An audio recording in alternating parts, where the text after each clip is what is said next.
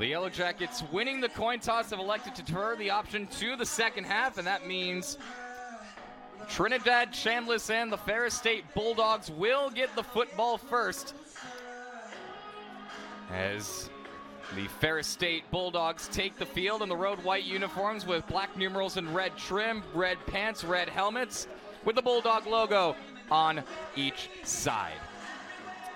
AIC wearing the standard black uniforms at home with gold numerals and gold pants with the gold helmet stripe down the middle of the black, and the AIC word mark occupying the left side of the helmet.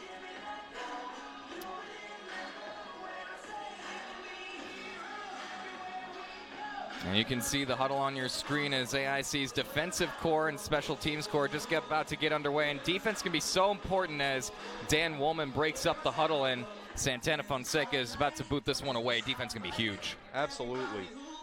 You look at Dan Woolman, Coach Woolman, and he's always fired up. We saw him on the sideline today before we came up here, and he was fired up and he was ready to go.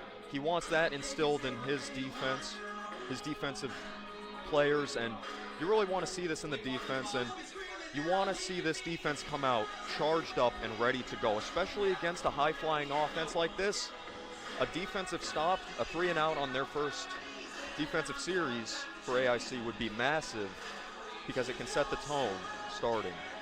Santana Fonseca, the Central Connecticut State Blue Devil transfer. The junior out of Sayreville, New Jersey, about to boot it away. Back deep to receive it for Ferris State. Cannon Katzer and Tariq Brett. As at 12:01 p.m. the ball is in the air and we are underway. It'll be fielded by Brett on the right side of the field. He'll take it out from the 30, and he's got a little bit of room up to the 35-yard line before he's brought down by Edward Craig, among others. And so now that'll take over to Trinidad Chambliss, the junior out of Grand Rapids, Michigan, who's coming off an excellent week, named GLIAC Offensive Player of the Week in a game against Ashland where he had 23 completions and 30 tries for 286 yards and 2 touchdowns. They will start with Katzer in the backfield. They got a man in motion. It's Brady Rose. They're going to throw it quickly to the outside on first down, and having some big room to run is Amari O'Brien out to the 48-yard line. He picks up 11 and a first down for Ferris State on the first play. I love that play call, getting him out in space. Just a quick completion, and the blockers got out there, and he just got excellent yardage after the catch. They're going to run it up the middle with this one. No, they're going to fake it to the outside. This is Brady Rose with the reception, and he's stopped by Chris Tracia, the first to contact him, and then Lundy as well there outside. And that was a great physical play, stopping him for minimal gain.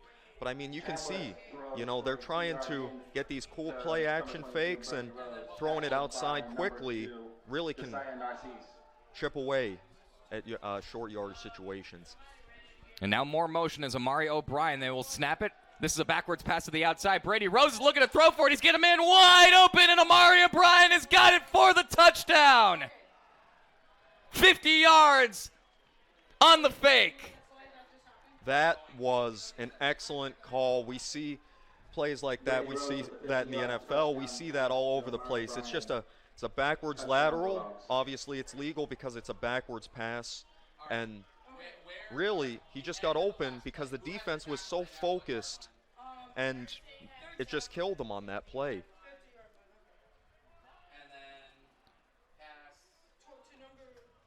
So Brady Rose, who is the holder on special teams with a touchdown pass, the first of his career, and it's 50 yards, a bomb to Amari O'Brien. The point after is secured, and Ferris State, just 71 seconds into this contest, has a 7-0 lead.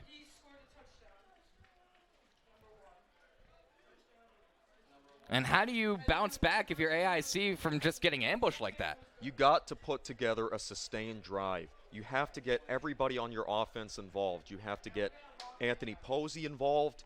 You got to get Fatir Bell involved.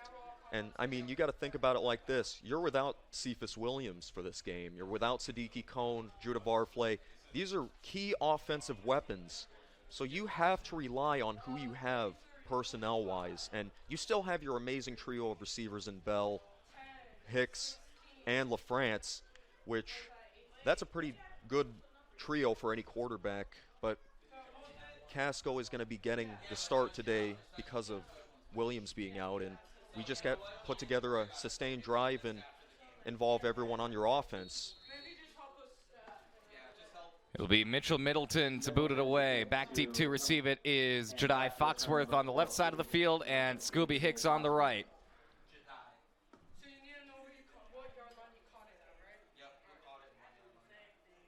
And here they go.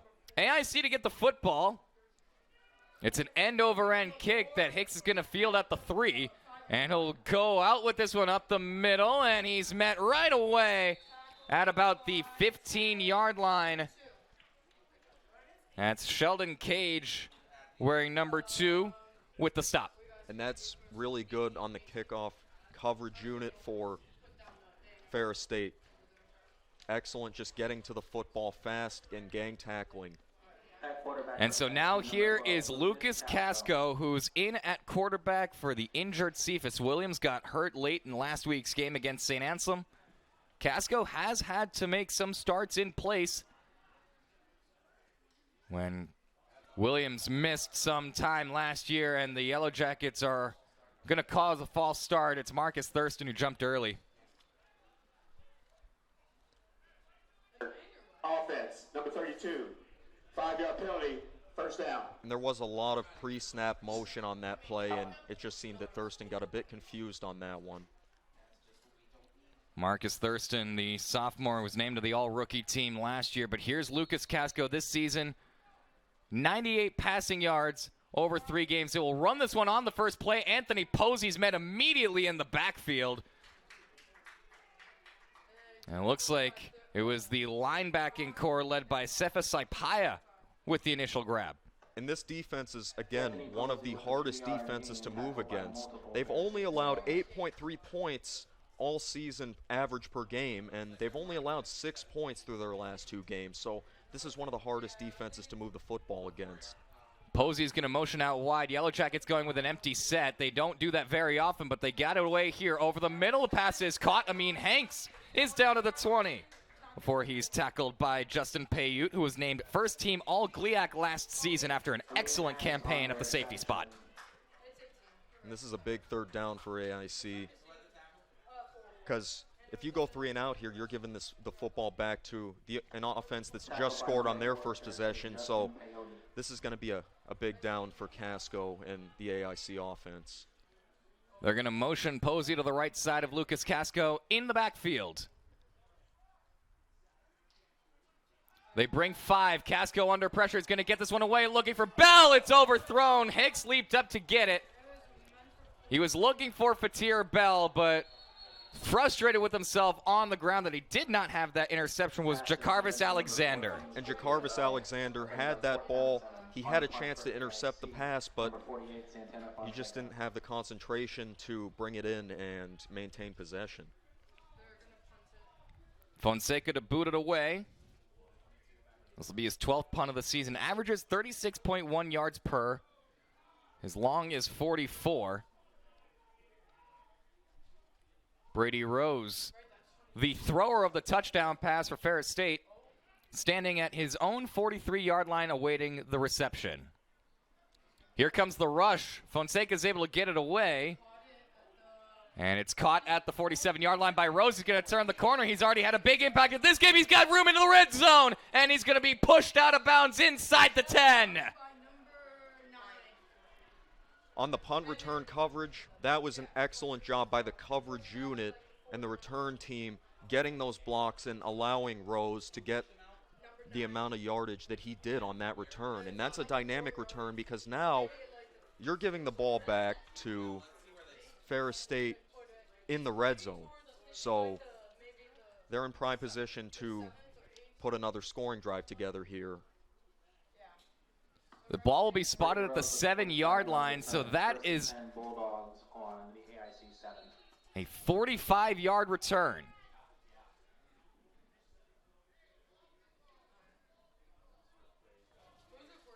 And so it'll be Trinidad Chambliss again. Cannon Katzer, the running back. Low snap, handled by Chambliss. He's got all sorts of time. Rolls out to his right, and he's got a man wide open for the touchdown. It's Cam Underwood.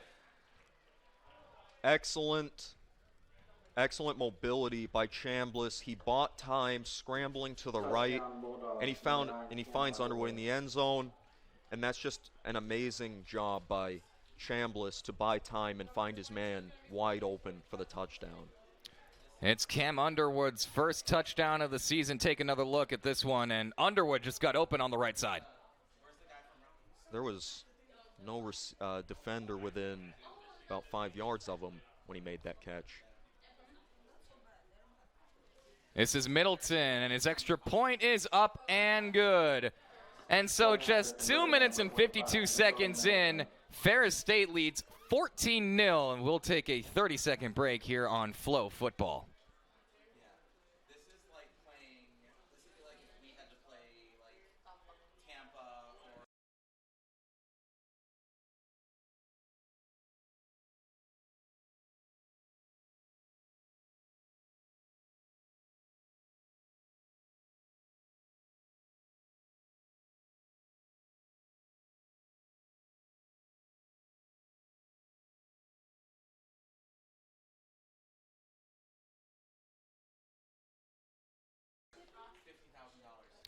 Welcome you back to Ronald J. Abdow Field. You can see the score on your screen. You can see the clock on your screen, and that is no typo.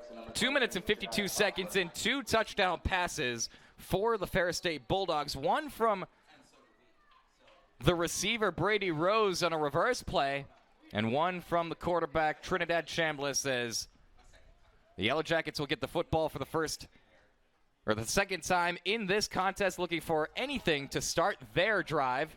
As it's fielded by Jedi Foxworth at the 15. He's going to roll to his left. He's following Scooby Hicks. Foxworth out to the 36. And that was a good job by the return unit, especially Devin Arthur. He had an amazing block on the outside that allowed him to get free and get some extra yardage on that return. And if for AIC, this is a critical offensive drive because Ferris State has had 2 offensive possessions, 2 offensive touchdowns. So they got to do something with the ball on this drive, or else it's really early, but you're already down 14-0. Brian LaFrance is in motion as AIC will start from the 37-yard line, give it a 22-yard return. Handoff to Posey. He's got nothing to do. Push all the way back by the linebacker, Seifa Saipaya, for, if anything, a loss of 1. And this is just a physical defense, stingy defense, and you can see it on that play, how hard they are to run the football against. They go back to the line of scrimmage, so no gain on the play as Posey lines up into the backfield. 3 receivers to the left side. They'll toss it to Posey, who fumbles the football. Posey fumbles the football. And who's on top of it? It's either him or a man in white. They're going to say that Posey kept it alive, and now a flag comes in after the fact. With recovery by American International. 3rd down. So it looked like Posey was able to get on top of his gaff. We still have the flag to sort out, though. And we'll see what the penalty is. The Ferris State Bulldogs average more than 90 penalty yards against them per contest. You got to play disciplined football. Here's the call from... Play, personal foul. I mean, that's number 11. Wow. 15-yard penalty, automatic first down. Tyrone Fowler Jr., the defensive end for Ferris State, is flagged 15 yards for a personal foul, as announced by referee Maury Collins. And AIC will get the football all the way 15 yards forward, and what looked like a broken drive suddenly has new life. And that's just, you got to be better. You know, you have to be more disciplined on defense. You can't be giving up free 15-yard dead ball penalties. That's just unacceptable. Casco's going to look to throw on first down. He's got 2 free rushers in front of him. Over the middle, he's got Fatir Bell, and Bell's got room in front of him inside the 40 as he's chased out of bounds by Gyasi Madison. but it's a big pickup for AIC, more than 20 yards. And the receivers on that play did an excellent job blocking. And you see Tremaine Guy out there as well, leading the way. And it's amazing to watch these offensive linemen get out in space and make blocks in the secondary. There's a flag on the play late. Ineligible downfield. First down. And AIC is going to get flagged for ineligible receiver downfield, so wipe. Oh, no foul. No foul. The mic is cutting in and out, but there is no foul for an ineligible receiver downfield. And AIC, from the 47 to the 38, it's a pickup of 15. Really nice start to this drive. And we'll see what they can bring up here on first down from the 38. Posey the back, and it's fumbled by Casco, and it's picked up by the Bulldogs. It's Toby McPhee, the linebacker out of Bad Axe, Michigan, with a Bad Axe play.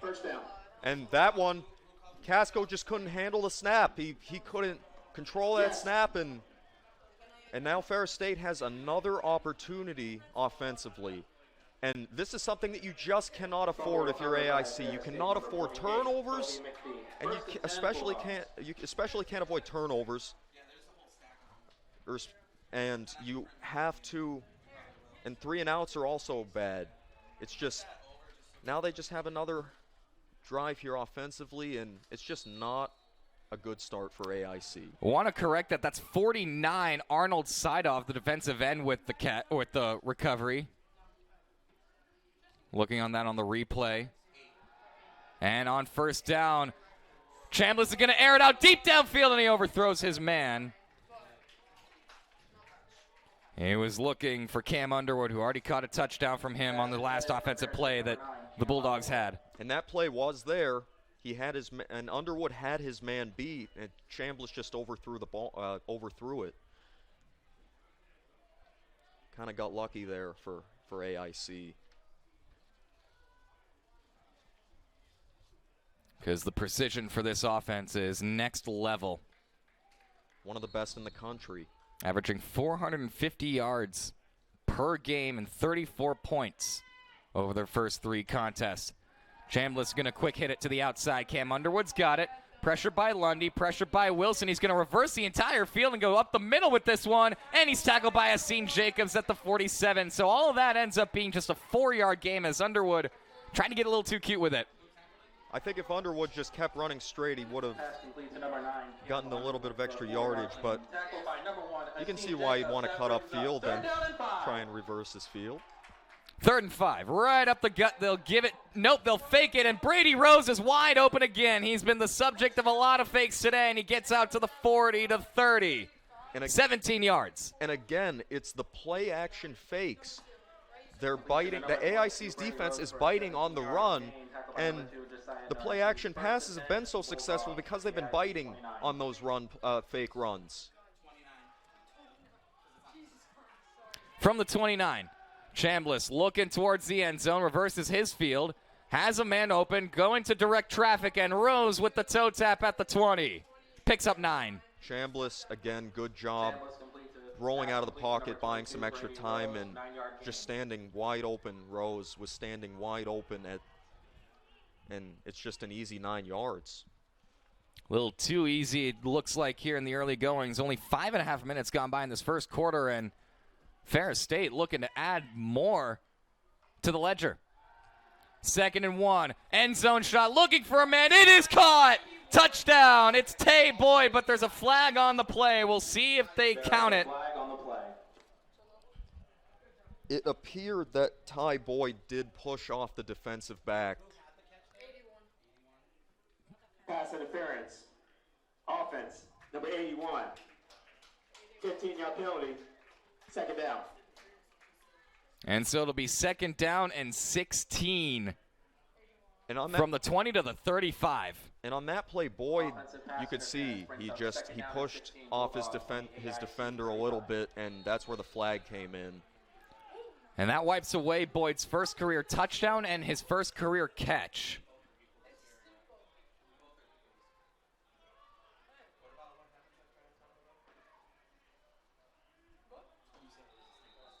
And now more penalty yardage for the Bulldogs as they jumped.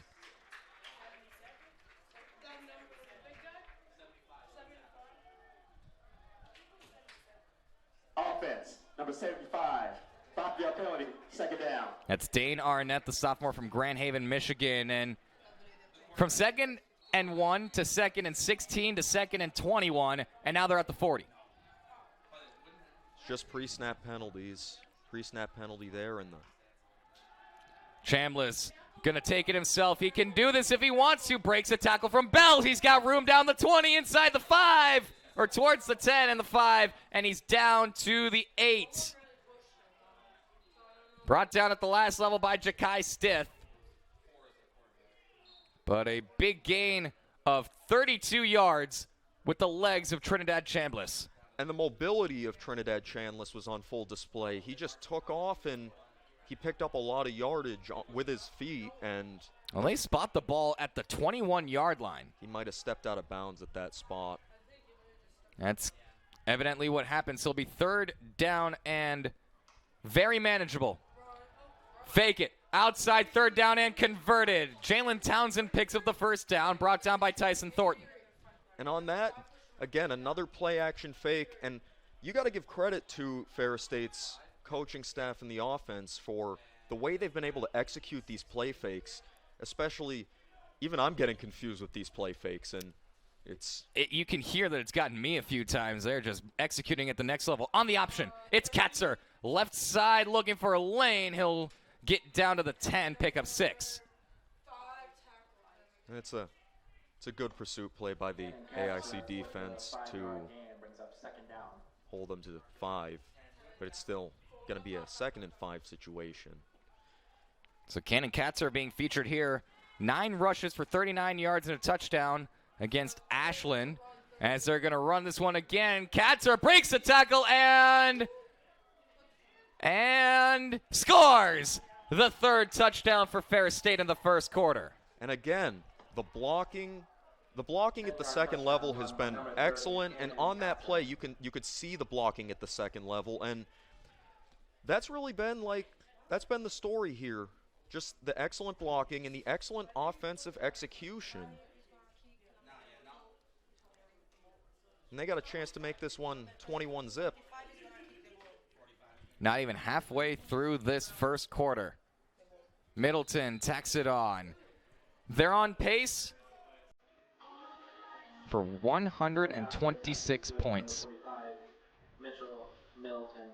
This offense is just another level of dynamic. We look at teams with dynamic offenses. I haven't seen a team that's executed so well offensively and has fooled everyone that's watching on these play fakes. I think there are people at home that are watching these play fakes and are like, these are just amazing play fakes. And you could see, AIC's defense is just falling for these fakes, and they're biting on the fakes, and it's killing them. Well, they've already got 3 touchdowns in the first 7 minutes and 19 seconds. This is a Ferris State team that of its 102 points scored over its first 3 games, 49 have come in the 1st quarter. And they've held opponents to just 9 in that same period. So a plus 40 point differential in the 1st quarter. That's pretty good. These two teams met up last year. It was a 56-0 victory for Ferris State. Scooby Hicks to field this one at the 1. He fumbles it. Ball security has been a big problem for AIC here, and Hicks has nowhere to go. He's brought down at the 9. Tariq Brett, one of the folks in white, to get him down there. And just an 8-yard return. And again, excellent job by the kickoff coverage to get down there and limit the yardage he gains on that return. And he just couldn't field that one cleanly, and it cost him an extra second or 2 to compose himself, and the coverage unit was down there to tackle him. So the Yellow Jackets have had a drive go 3 and out, a drive helped by penalty, and then some momentum, but fumble to give it back, and now here's drive number 3. And it's Foxworth into the line. If anything, back to the line of scrimmage. And it's so challenging to run against this Ferris State defensive line and this defense. They are so physical at the line of scrimmage, and you can see that they're getting to the ball carrier fast, and it's just limiting the yardage that these running backs are getting on their runs. Fake it. And they got nowhere to go. They miscommunicated on the snap. The ball is out. The ball is loose. And Ferris State has the recovery inside of the 10-yard line. And another mishandled snap by Casco. He's already mishandled the snap earlier on that fumble that led to the touchdown by Ferris State that made it 21-zip. And now Ferris State is set up with a chance to blow this game wide open.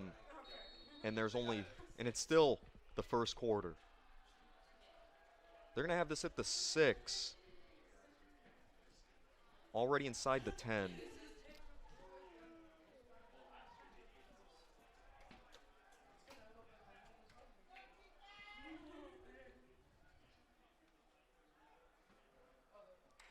Chambliss going to roll to his left. He's got all the turf in the world. If he wants it, he's going to take it himself for the touchdown. Trinidad Chambliss, his 5th rushing touchdown of the season. Excellent play by Chambliss. He gets out of the pocket. He's still looking to throw the ball downfield. He has his eyes downfield looking into the end zone, but when he saw no one was open, he just took it himself and made the most out of it. Again, showing off his mobility. And he's got mobility, excellent mobility.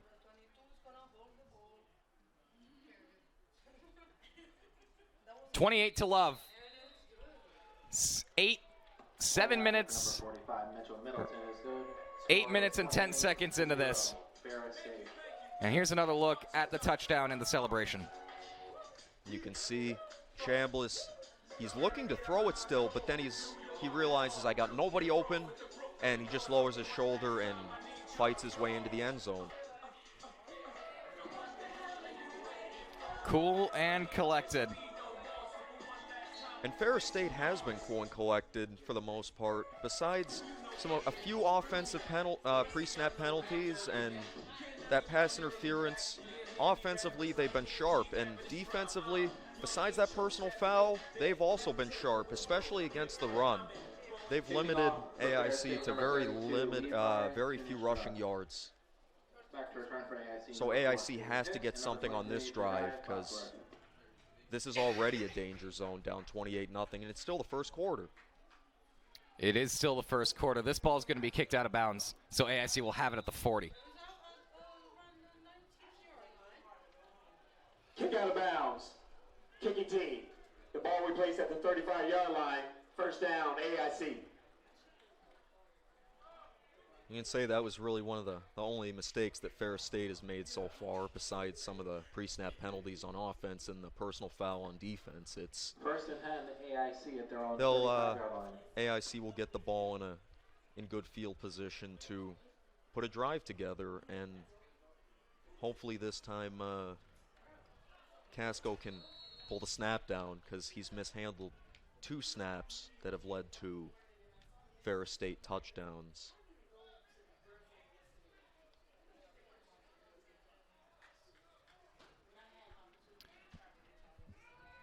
The 35-yard line, excuse me. And it's Posey with nothing to do. A loss of 3. Or excuse me, that's Thurston who gets pushed out of the pile. But yeah, Posey with the carry. Stout run defense. Absolutely stout run defense. And I just love how the line is just getting in and getting good penetration, and they just get to the ball carrier fast. Either the running backs don't get any yards on their carries, or they're stopped in the backfield. This is one of the best run defenses that we've seen. Another run. Posey. Nothing again. Maybe even a loss of another yard. Emerging out of the pile with that one is the man who recovered one of the fumbles for the Bulldogs, Arnold Seidoff. This defense has only allowed 197 yards on average in their 3 games. Less than 200 yards allowed is superb, especially against top-tier offenses and just offenses in general. 3rd and 12. Casco has all sorts of pressure in his face and grounds it. Manielik Ward was in the area, but you can see just how many guys are able to get free. And on that one, if Ward had been a little bit more aware and was a bit closer, he could have probably had an interception there, a freebie, and that probably gets a good return on that one. But again, another punt situation for AIC.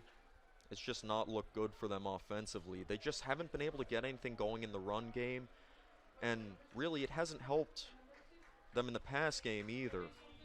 Fonseca to boot it away, as Brady Rose will field it at the 39-yard line. Breaks a tackle from a man Thurston, and then is gang tackled at the 48, or the 43. Josiah and Jason Levin combining on the stop. And so in minus territory will begin the next drive for Ferris State. And for Ferris State, they're cool and collected. They are ready to go for this next drive, and you can tell that they are in a rhythm. They feel so confident in their abilities offensively against this defense, and that's on full display. They already have 28 points on the board, and they just want to keep adding to that. First down for Trinidad Chambliss. He wants it all. He's going to go over the middle. Man, wide open, and it is dropped. Oh, man, it was into the hands of Jeremiah Lee, who had maybe 20 more yards to go. And on that one, Lee, he had it. He bobbled that ball, and he just couldn't corral it, and that would have been a massive play again for this offense. Again, another break for AIC's defense, because if he catches that one, then he probably goes all the way or close to. 2nd and 10. They'll keep this one on the ground. You talked about Zach Ahern earlier in our morning conversations. Ahern's down to the 35-yard line. He's going to pick up 22. And talking about our conversation with Zach Ahern, he's 6'2", 224 pounds. He's not really the standard kind of build that you would see for a running back. He's more of a quarterback build, and it's really unique to watch that kind of physique on a running back, because it looks like he got a quarterback running. He's got the elusiveness of a running back, though, and from the 36-yard line, they'll make it a gain of 21. Chambliss going to field the snap. Free rusher for the Yellow Jackets, but Chambliss able to evade and look to throw it away, but leaping up to try and get it was Underwood. Good pressure by Michael Grant. That was good pressure. That's really the first time today that they've really seemed to get pressure on Chambliss, because he's looked cool as a cucumber in the pocket, looking to throw, and he's just been picking this defense apart mostly, and on that one, that was just good pressure. First time they really have gotten pressure on Chambliss today. Checking to the sideline. And you and I were talking and remarking this morning that Chambliss came into today completing 72% of his passes throughout the season.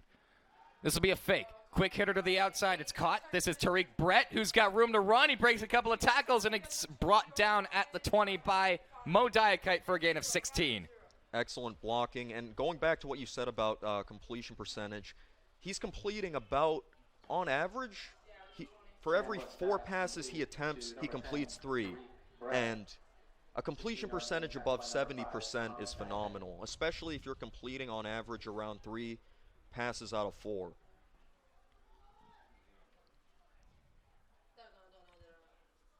Brett in motion. They'll run it with Ahern. He's going to go right at the gut. Leans into Diakite, and he's inside the 10. Good job by Ahern to get physical, and you see he lowers his shoulder. The height advantage on this running back, you can see how big that height advantage is. They're going to go for it. No huddle. There's a flag down on the play as Tariq Brett has it and breaks 2 men for the touchdown. But there's a flag on the play We'll see if this one goes against Ferris State. AIC seems to think it will. The flag seemed to be thrown in the area of the secondary, so this could be against AIC. And we'll get the microphone of Maury Collins activated as they discuss this penalty.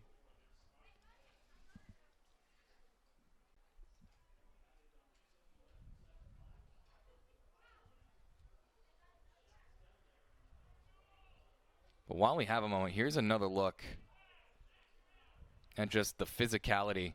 The physicality of Ahern, and as I was talking about, his height is great because he can see so much more. It looks like our ref's ready to make the call.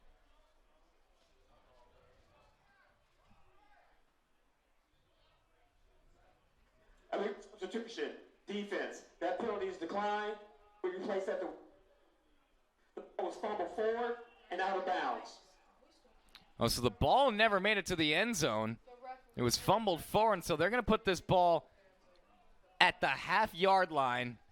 So it's an illegal substitution because there's not actually too many men on the ice penalty. It'd be second down and goal. You got Ahern taking the snap on this play. You wanted the quarterback build. He's going to take it himself and walks in for the touchdown.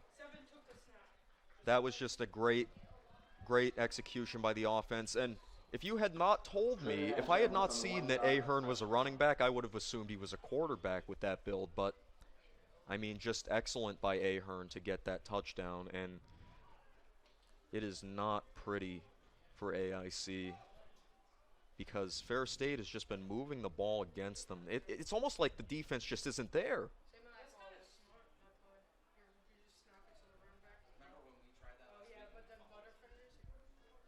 Middleton tacks on the 5th extra point that Ferris State has amounted today. And we'll take a 30-second break.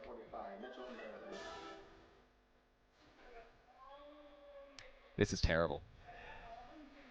Fans, be sure to get your 50-50 raffle tickets. The winner will be pulled. The winner will be announced at the beginning of the quarter.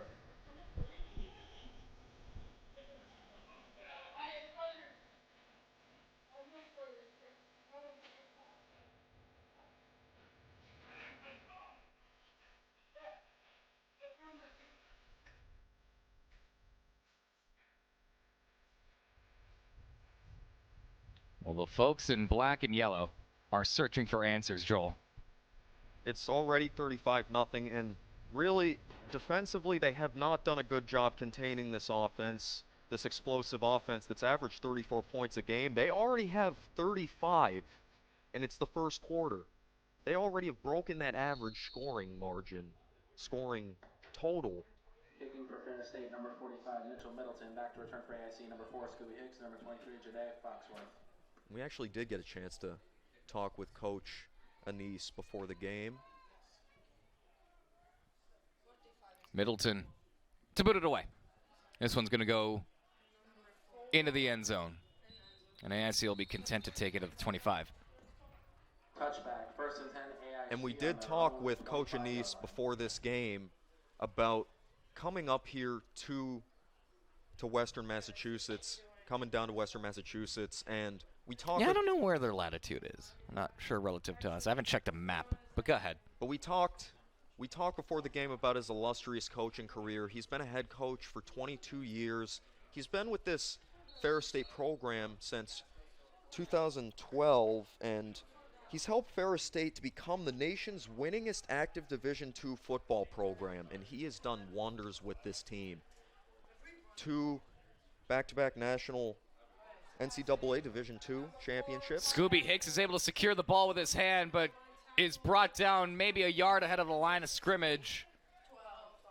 Back-to-back NCAA Division II national championship seasons in 2021 and 2022. Has just been an excellent coach, and reading about Coach Anise was really interesting, and he's done such a good job with his football program. He's an experienced coach, inducted into the Michigan High School Football Hall of Fame as Posey gets back to the line of scrimmage. He was an excellent coach in high school. Anthony Posey on the carry, tackled by multiple Ferris State Bulldogs. And he's been an amazing coach here at the collegiate level as well. He knows how to coach football teams, and really awesome opportunity to get to talk to him before the game started. Really gracious to take the time out of his warm-ups. Casco to the outside. LaFrance is going to have it, but he's brought down just shy of the line of game by Alston Ware, the redshirt freshman out of Ocoee, Florida, with his seventh tackle of the season. And AIC is not going to go for it. And for me, I'm not so sure about this in the sense that, yes, you're in your own territory. You're down 35 points. It's a weird situation. It's a weird paradigm to be, a weird situation to be in. Because if I was coaching, it's just an interesting decision if I'd go for it on fourth or not, but they'll just kick it away. Couple of free rushers. A man almost gets to it. That's Trey Rigby as Brady Rhodes fields it ahead of the 32. Stays on his feet. Casual Friday. He gets around a couple of men and he's inside AIC territory. And having Rose back there to return those punts, he's so elusive. You can see the elusiveness that he runs with, and yeah, he's slow to get up. Looks a bit shaken up on that play. We hope that he's all right.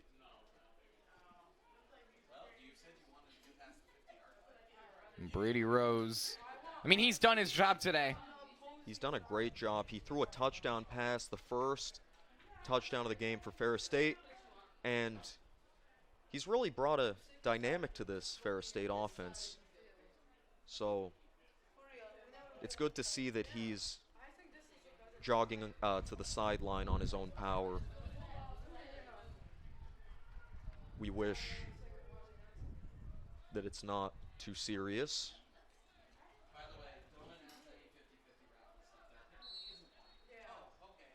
So it'll start from the 49-yard line of AIC. Sixth drive for the Bulldogs. It begins with a quarterback option. It's pitched to the outside and bumping into his own blocker. That was Markel King, the sophomore from Wellington, Florida, with his 17th carry of the season. I do have to give credit to Marquise Lundy on that play. He came off of his block and helped to make that tackle, and he had a big man blocking on him. Probably a lineman or out there. Amari O'Brien in motion. This is going to be a lofted down the field, looking for the end zone, and Gilbert just overthrown. That was, again, another play that AIC is lucky that wasn't thrown just a little bit shorter. It was slightly overthrown, and if that's a little bit thrown, if that's thrown shorter, that's 42 zip. 41. 41. Be nice. Well, 41 pending the extra point. Yes. My apologies. You're good. But this will be a 3rd down and 1 at the 40. 3rd down and 1. Also, I just noticed this. This is Chase Carter in at quarterback, and Carter inside the 30. Chase Carter, the redshirt freshman out of Orlando, Florida, in his 4th game of the season. And it already looks like they're trying to, Ferris State's trying to get everyone involved offensively. They have already had Aaron run in for a touchdown earlier. The 6'2", 224-pound running back who's very unique in build. Carter's going to hand this one off. No, his man was lit up and incomplete. That was kind of a messy play right there. Had he handed it off to Markel King, he had a rusher in his face, but Jeremiah Housey cannot haul in the pass. And on 4th down, Carter's pass falls incomplete. 2nd down. In the first quarter. Score Ferris State 35. Oh, wait, yeah, second down. on 2nd down, yes, the first quarter will come to a close. Well, Ferris State is rolling, Joel, and talk about what you've seen from them that it just makes them so special. I love how Ferris State has been able to execute offensively, especially on play action. Play action has been their bread and butter because with AIC's defense biting on the run so much and not focusing on Chambliss. Chambliss has had excellent time to throw, and these play action passes have been killing him. Not only the play action passes, but you got to give credit to this Ferris State offensive line because this offensive line has just not really allowed much pressure to get through on Chambliss. He's been in a clean pocket almost. He was in a clean pocket almost the entire first quarter, and that makes it really easy for quarterbacks when they have all day to throw because they can make a decision.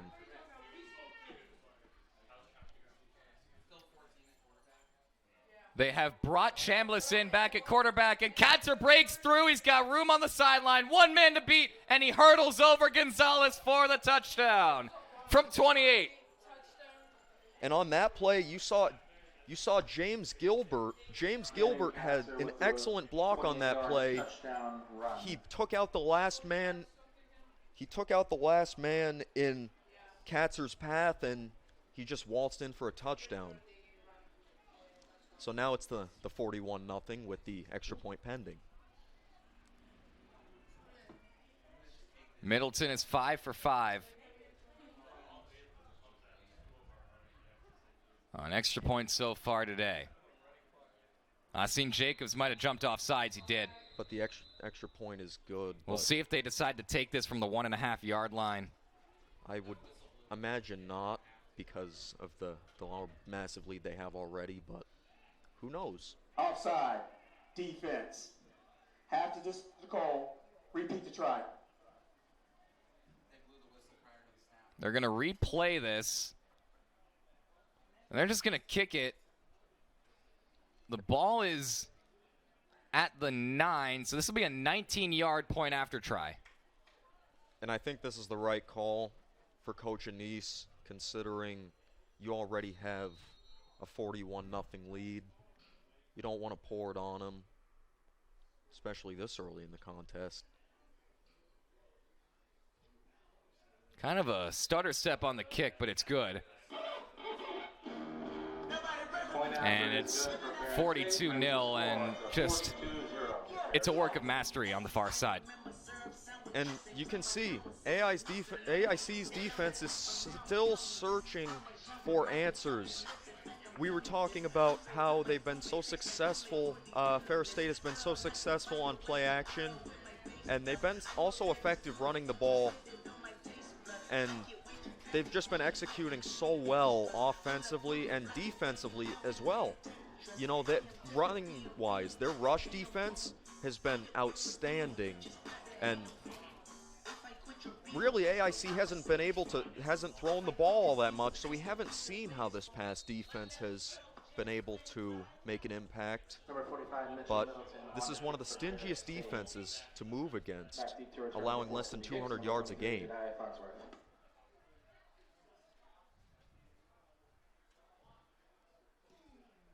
And the kick is in the air. Scooby Hicks will field it at the 5. He's going to take it out. Got really no other choice. Tackled at the 15-yard line, the first one to him. I mean, the kick return coverage is great, but realistically, we'll credit the tackle to Sheldon Cage. And you also do have to give credit to this Ferris State special teams unit. Kickoffs, they've been down there so fast. And on punts, they've been down there and they've been making tackles, and they've just gotten down there so quickly that they've been limiting the amount of yardage that they get on these kick returns and punt returns. So it'll be first down for AIC, way deep in their own territory. Foxworth the carry to the outside. He's brought down for a loss. He's back behind the 9.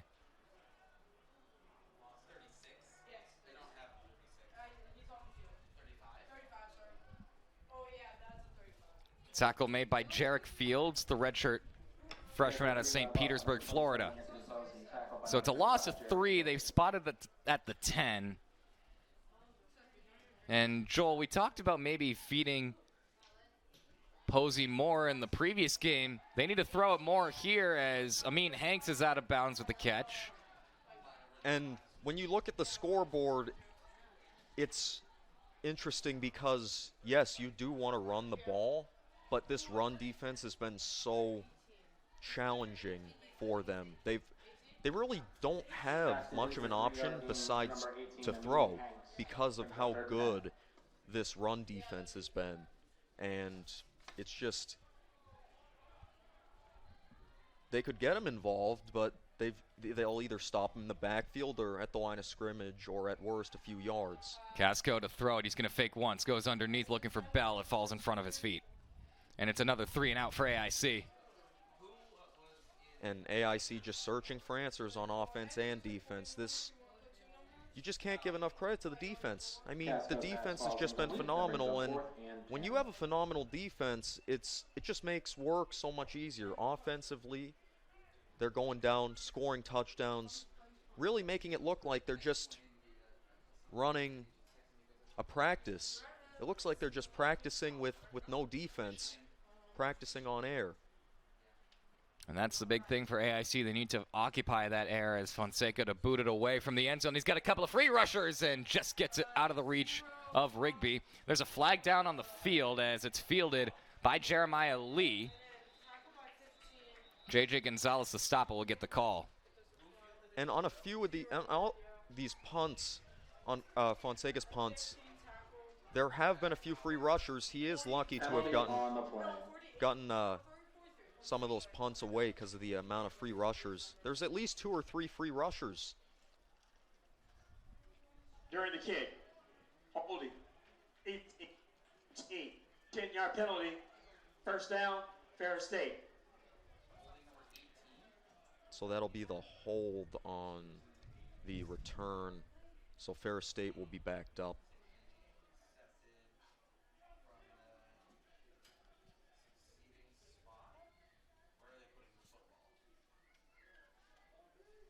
We'll put the football at AIC, or at their own. Wow, this is going way far back to the 46. Their own 46, wow. And still good field position. I mean, the penalties for Ferris State have got to stop. I mean, that's really the one thing that I would say full stop. Absolutely. Chambliss back in at quarterback, going to whip it to the outside just out of the reach of Jalen Townsend. And as you said, the penalties really, besides those penalties, they've been very sharp today, offensively and defensively. And there's still 13 minutes to play in this second quarter. And 42 zip. They're still coming out aggressive, and they want to put as many points on the board as possible. Chambliss with a deep drop. Steps up, goes underneath, and the pass is dropped. Jeremiah Lee could not hold on. And twice now we've seen a throw from Chambliss that was just outside of the reach on first down and a drop on second down, excuse me. And really, those are the only miscues that they've had offensively besides a few pre-snap penalties and the sort. This is really the first third and long opportunity that AIC's defense has forced. They shuffle up front. Nearly getting hit with the snap is the receiver with the ball, Amari O'Brien. He breaks a couple of tackles. He's got first down yardage. He's got room on the right side. Gets a block from Townsend. Reverses his feet, and he's stopped at the 6. Picking up 52. And that was just an excellent job. That was just a simple screen. Get the lineman in front. Get to the second level. And he makes the most out of that play. And now it's a first. It's a 1st and 10 from the 11. So he stepped out of bounds earlier, so it's a gain of 35. Or check that, 45. Chase Carter now in at quarterback. Swing it to the outside. Tariq Brett breaks a 2-man tackle and scores. It just beats Narcisse and Lundy for the touchdown. Ferris State is just making this look so easy. This is one of the most dynamic offenses that we've seen this season. And I think this is easily the best team that AIC is playing this year, and they just haven't had answers either offensively or defensively.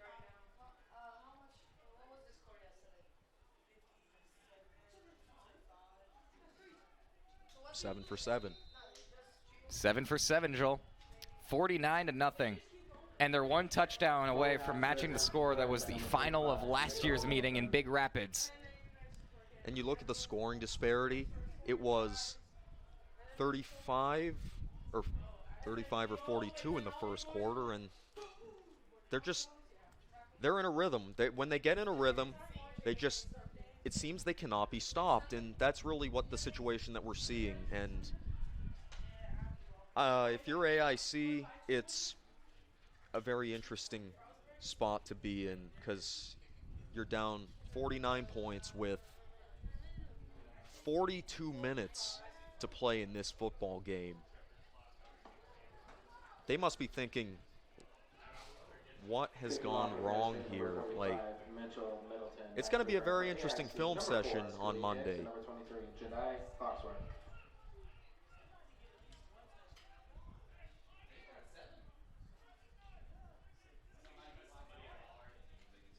It's just been a bloodbath so far.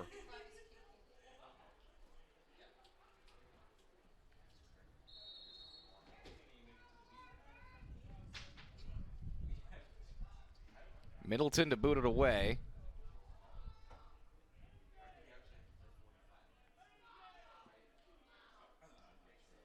Off it goes. And these have been greatly placed kicks, too. That's the second touchback. There's been one out of bounds, but the rest have had to have been fielded inside the 5. Yeah, these are excellent kicks. Not only the kickoffs, but where the kicks are landing, but also the coverage unit getting down there has just been phenomenal. Because when you have to field it inside your 5 and you have to field it deep in your own territory, it allows for the coverage unit to get down and can really stop you and not gain a lot of yardage after the fact. But AIC needs something. They need something on this possession. On first down and 10, Casco's going to screen it out for Anthony Posey, and he's brought down immediately at the front end by Jarek Fields. He got a man in his face that was Sheldon Cage that forced that quick throw. And again, the pressure from this defensive line for Ferris State has been excellent. They've been great against the run, but they've also been forcing a lot of pressure on Lucas Casco, and you can see that he has to keep throwing it earlier than he wants to because of the pressure in his face, and that's just been another story of this game.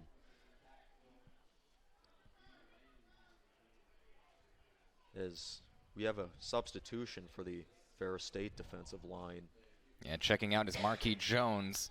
This will be a run. Jedi Foxworth gets a block. And he stays on his feet, works his way out to the 38, and somersaults backwards before he's brought down by Jarek Fields. That's a nice looking play for AIC. That's one of AIC's best plays of the day offensively. Great blocking by the offensive line, and it was just a great cutback by Foxworth to get that yardage.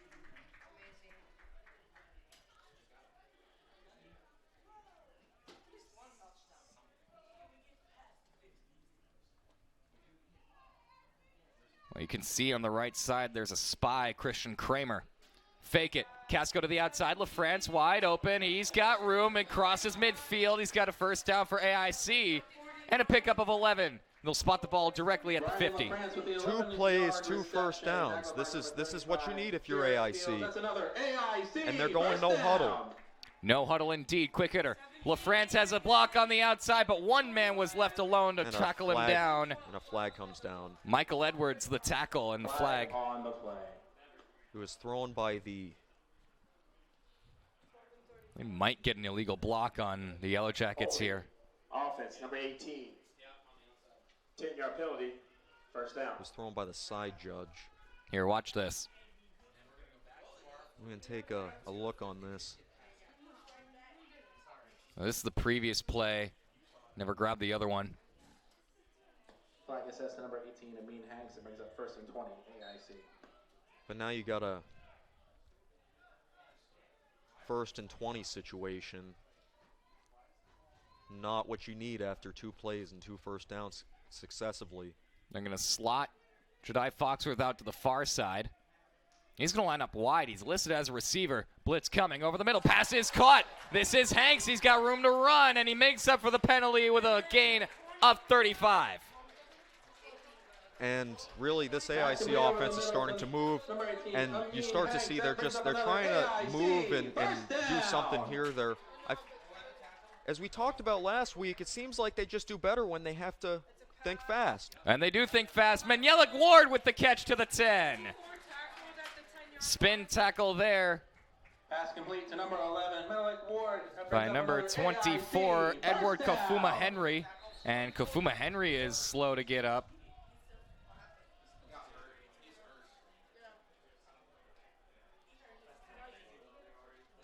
Officials timeout. Injury on the defense. And here's another look at the play. And just the entire sequence of events. And that was a good play by AIC's offense, and we just hope all the best.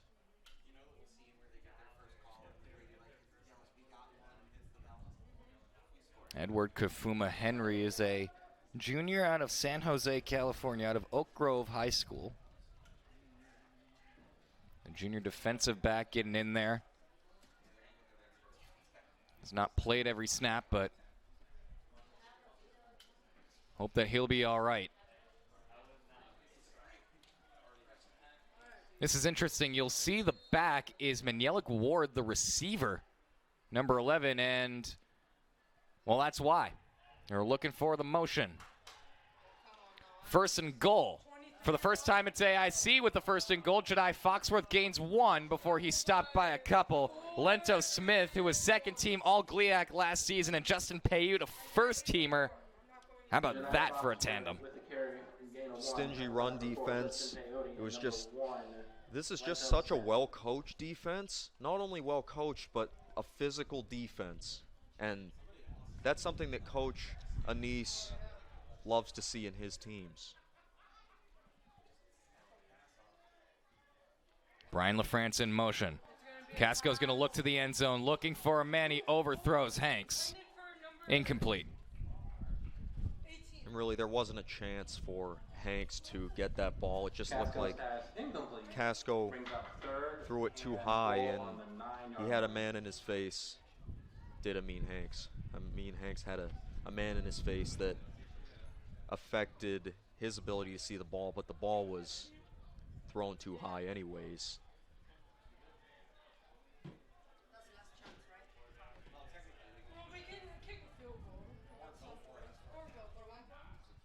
Third and goal. Casco, quick hitter. Bell on the slant, just out of his reach. Really well defended there. And that was an opportunity. Casco's pass incomplete, intended for number 17, Brian LaFrance. Jacarvis Alexander on the coverage, number 0. And that was an opportunity, but it just gets out of his grasp there. And I agree with the call that AIC is going forward here on 4th down, because if you kick a field goal, it's 49-3. There's nothing to build on there. But if you can score a touchdown on this drive, then you can get some momentum back. Timeout. Ferris State's going to take a timeout. We'll take it 2. Charge timeout. State.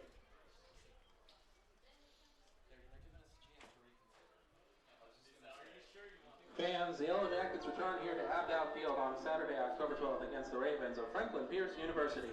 Be sure to purchase your tickets at AICTix.com. Kickoff is at noon.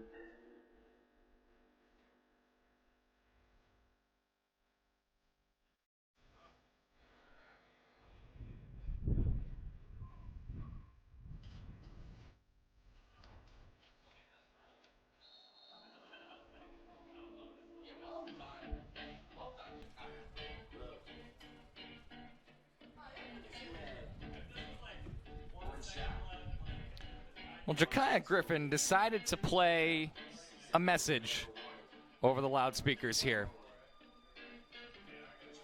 from Mr. Marshall Mathers. As AIC will take their one chance. From the 9-yard line, it'll be 4th and goal. You got nothing to lose here if you're AIC, so I like this call. Ward in motion. Alvarado to snap it. A deep drop back. He's looking for the end zone. There's nobody home. And AIC turns it over on downs. LaFrance the closest. And it just looked like Casco threw the ball away on that one. And AIC's offense is just in shambles right now. Yeah, you can see that Ward stopped his route early, 11, and LaFrance wasn't slanted enough.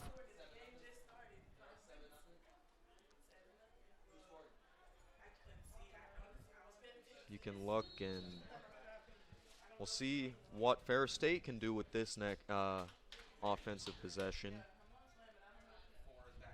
They've scored on every possession.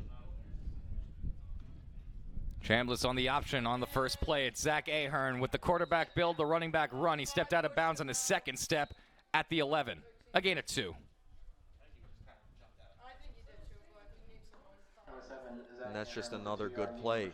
A really good play to just pick up some yardage, and he's so tall that he can see over defenders, and that does make it easier getting into the second level. To the outside, it's dropped. This was a backwards pass. Nope, there was a forward pass as Jeremiah Lee Incomplete pass.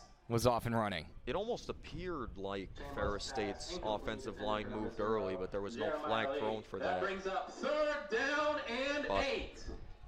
We have a 3rd and long situation for Ferris State, something that they've really only faced one other time in this game. And it was that last drive. Correct.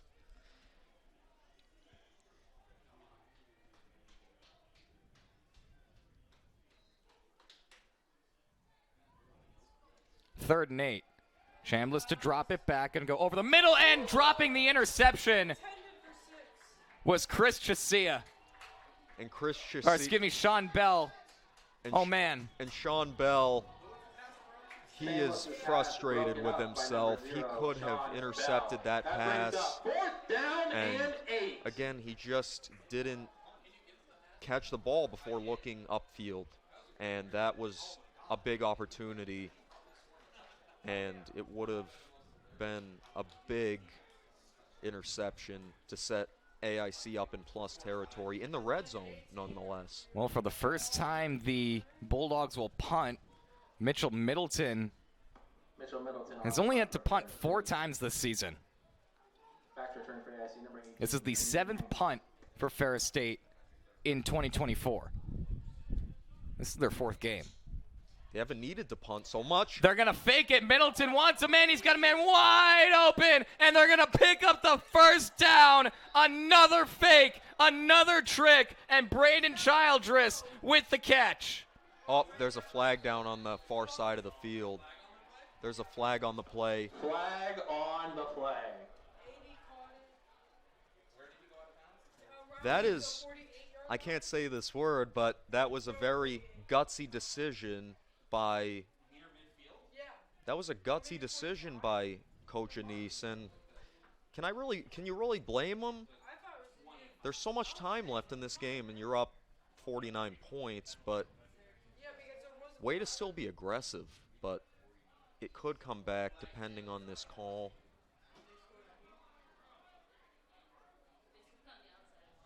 We'll get the call. Each player will have a count towards possible disqualification. Offsetting. Unsportsmanlike conduct, offense, number 12. Unsportsmanlike conduct, defense, number 34. The yardage penalties have canceled. First down. The penalties. Offset. It's more than that. That is the 3rd-string quarterback, Carson Gulker, who gets flagged. And for AIC, there is no 34 on the roster.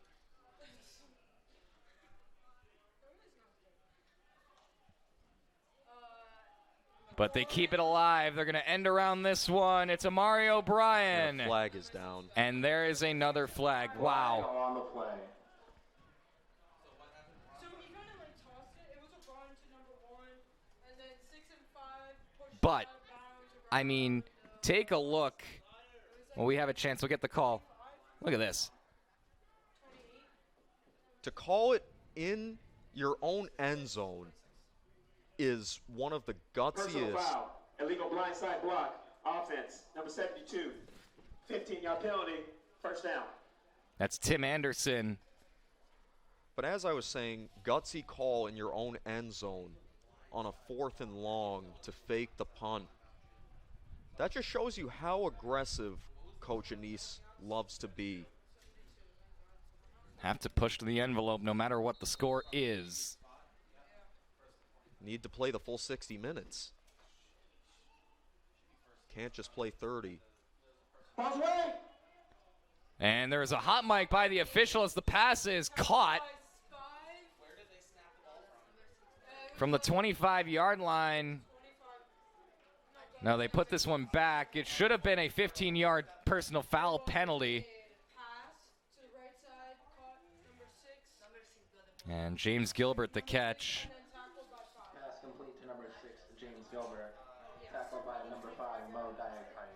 This brings up 2nd and 11. So it'll be 2nd down and 11 once everything gets sorted out. Chase Carter, the quarterback, he's going to take off and run. He's going to take off and run. He's got room to run. And he cannot get by the final line of defense in Josiah Narcisse. But he gets down to the 49-yard line, a gain of 24. And you see the athleticism of quarterbacks these days, and the athleticism to be able to run up and get so much yardage and be elusive. Like, you look at it, and quarterbacks are excellent at that. They'll keep this one on the ground, making a move. Markel King. Should be enough for another first down. Or It's at the 41-yard line. They do move it. He picks up 10. Gain on the play for Ferris State. Bring 1st and 10, Bulldogs. 2 great runs in a row. They've been dominating in the pass game and the run game. Carter, quick hitter, threading the needle, and is it held on?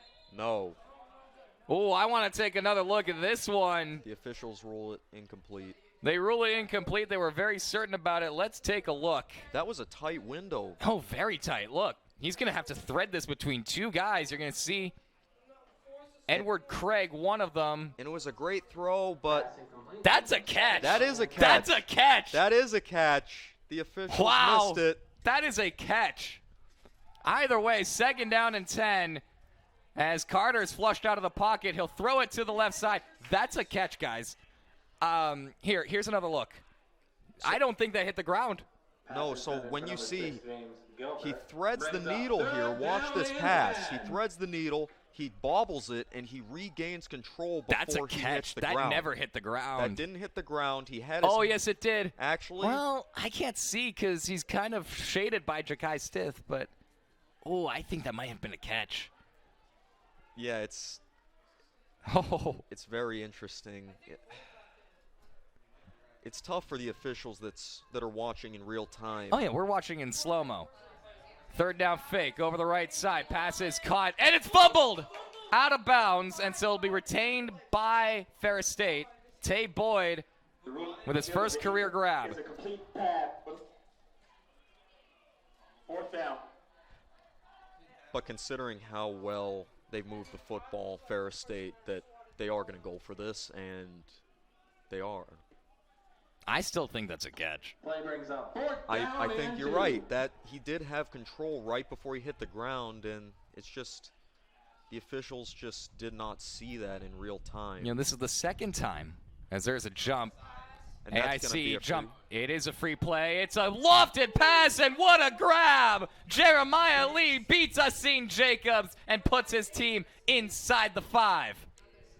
Might be on the half-inch line Pass complete or at the to 1. 33 Number yards. 0, Jeremiah And now- Lee for 33-yard gain. It brings up It's 1st going to and be. goal, It's Bulldogs. very likely that this is going to be 55 love I do like that term you're using there, It's Andrew. tennis, man. I love that. You should know tennis. I know tennis. I'm just saying that's a really nice, that's a fun term to use. You can see right here. Look at this. Wow. The athleticism is just unmatched. Timeout is going to be grabbed Charge timeout. by Ferris State. We'll take 30 seconds.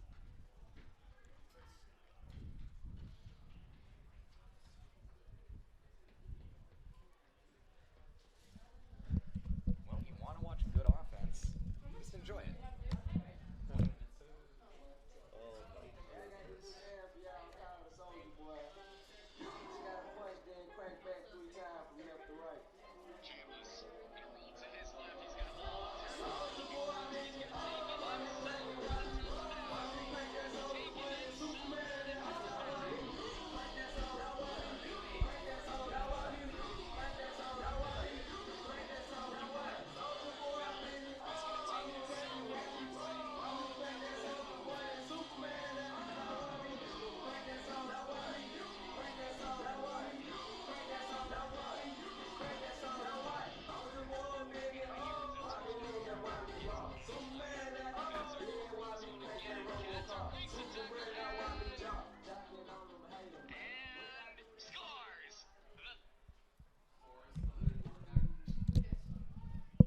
Fourth,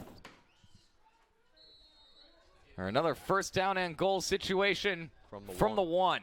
After a great grab, fake it, delay, touchdown. Wow. Mason Dijkstra's first career catch is a score. And really, Ferris State's just having fun at this point. Just getting him out there, an eligible man, a big man touchdown. He's 84. He's a tight end. He's eligible all the time, but listed at 6'3", 235, primarily a blocker. You would not expect that, but, I mean, they're just having fun out there.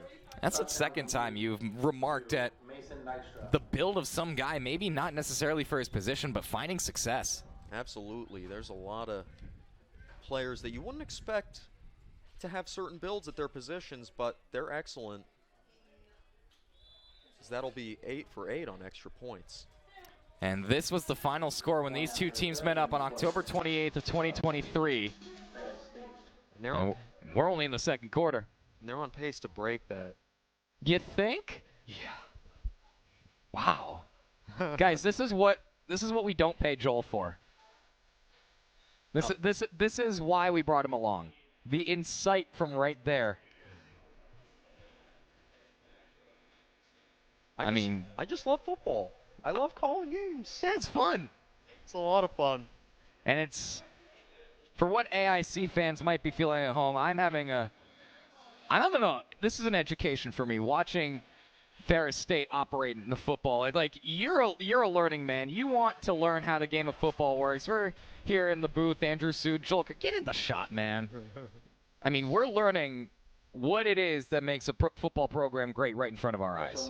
And really, this offense, the offense has just been humming, the defense has been humming. Like, Ferris State's just, really besides some penalties, this has been, I guess I could say, a flawless game so far. Well, the Ferris State Bulldogs have committed 5 penalties for 58 yards, as AIC will get the football back with under 5 to play. And this one will go out of bounds, and AIC will have it at the 35. And it was a good placed kick again. It was placed toward in the left. The ball would be placed at the 35-yard line. First down, AIC. It was placed, basically at the 1. It was almost like a punt, Andrew. Unfortunately, the punting rules do not apply. It would be very interesting if they did on kickoffs, but... You know what I'm waiting for? What are you waiting for? An onside kick. I mean, there's really no risk in trying that at this point if you're AIC. I don't even know who's going to try it. They got Casco in at quarterback still. They're going to motion Anthony Posey to the far side where he's into the receiver spot. They're going to look to the right side. Fatir Bell's got it at the 40 where he's pushed out of bounds by the defensive number 22 for Ferris State. That's Alston Ware, his second tackle. And the defense has just again, been forcing with the pressure. The pressure in Casco's face has been tremendous, and he's had to throw the ball short because of it. He needs to get rid of the ball faster than he wants to. And Ferris State says, we'll allow you to get those 5-yard completions because you're not going to win the game that way. And Anthony Posey is wrestled down in the backfield. Big number 97. That's Javon Ruffin, the junior out of Detroit, with his first tackle. Just nothing on the ground so far for AIC, and I'm going to be very interested to look at the halftime statistics for both of these teams. 3rd and 7 from the 38 for AIC with under 4 to play. Casco with a drop back and a loft this one in the air. It's underthrown and intercepted. No, out of bounds. It was into the hands of Alston Ware, who could not keep his feet. He was looking for a second pick. And Alston Ware, he went up, and it looked like he there's a flag down. It looked like he caught that ball and tried to get his feet down, and he just lost control of the ball. Top block, offense. 15-yard penalty, 3rd down. A chop block charge against AIC. 27 and 71. They'll penalize Posey and James Delva.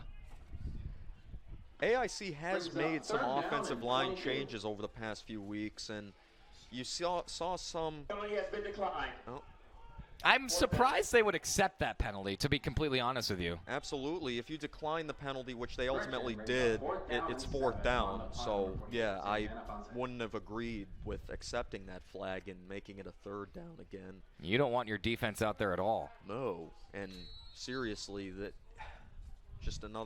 defense has been so good because the offense has given them some time to rest, and they can compose themselves, and that's evident. Looks like they're making an adjustment here. 3 rushers. Fonseca able to get it away. Jeremiah Lee watches it drop in front of him at the 35. It takes an AIC bounce and will eventually stop at the 31. Not a great kick by Fonseca. 31 yards. Punt, 31 yards, down by number 88, Devin Arthur. Not a great punt by Fonseca. It's lucky it even rolled a little bit further. It probably would have been a 20 or so yard punt otherwise. Just did not hit it well. But another offensive opportunity. This will be the 9th, I believe. They've scored on all 8. No, they punted once. Oh, no, there was a fake. That is, you're right. This is the 9th possession, and Chase Carter is going to chase the ball. He's going to take it inside to the 35. He stays on his feet and picks up 11 for a 1st down. They've had 8 offensive possessions so far. This is their 9th. They're 8 for 8 in scoring touchdowns on offense. They just, again, they've just been sharp today, and they've got to get Ferris State gets a lot of credit for that. This is another run to the left side. Out goes James Colby,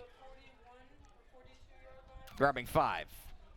So James Colby, with his 13th carry of the season, junior out of Berkeley, California, last year, just 57 yards and a touchdown, but did have a good season in 22. 15 games, 37 carries for a $192. He's still out there as the back with Townsend in motion. Delayed quarterback draw. Carter to the 44, gain of 3.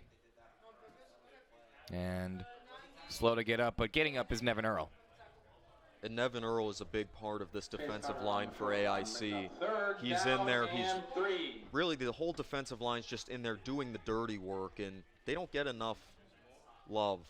Townsend in motion. They'll give it to him. Jalen Townsend met in the backfield, and Michael Grant is able to finish the tackle. It'll be a loss of 2. Minute timeout. And here we are at the 2-minute timeout. 4th down coming up when we come back.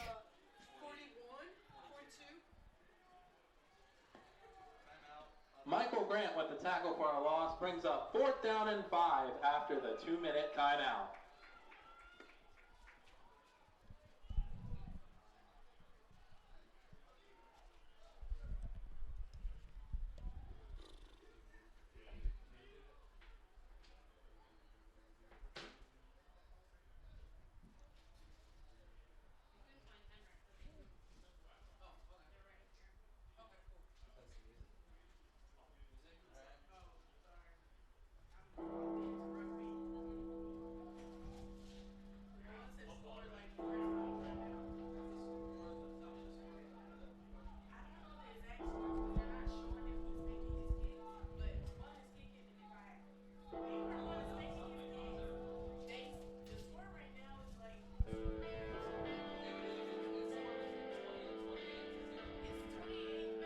Fourth down and 5. This is the second 4th down that Ferris State has acquired in this game. I'm surprised they didn't line up to go for it offensively on 4th down, just considering the amount of momentum that they have. And Another fake! And breaking free all the way forward is Braden Childress to the 33. A scamper of 25 and another fake. They will refuse to punt. I've never seen a team like this. It's hard to come up with words sometimes for how Coach Anise operates.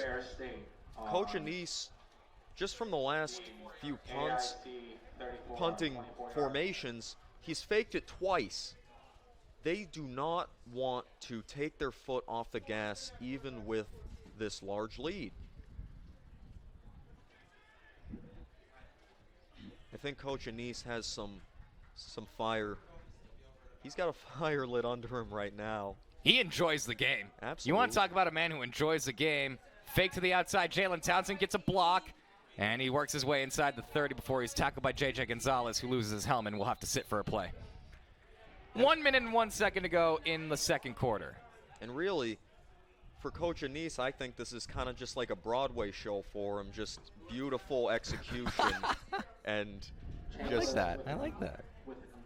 Like this is exactly what he wants to see, and he knows he is in full control, and his team is in full control of this football game, and he's not afraid to show that. Carter going to delay the handoff, takes it to the outside, got a first down, flags fly as Mo Diakite pushes him out of bounds. There is a penalty on the play. It appeared that Bob Anderson, the right guard, may have gotten a hold. Number 64, Tiffany, second. Well, you got the idea right. The holding is charged against Cam Heiss, sophomore out of Cedar Springs, Michigan.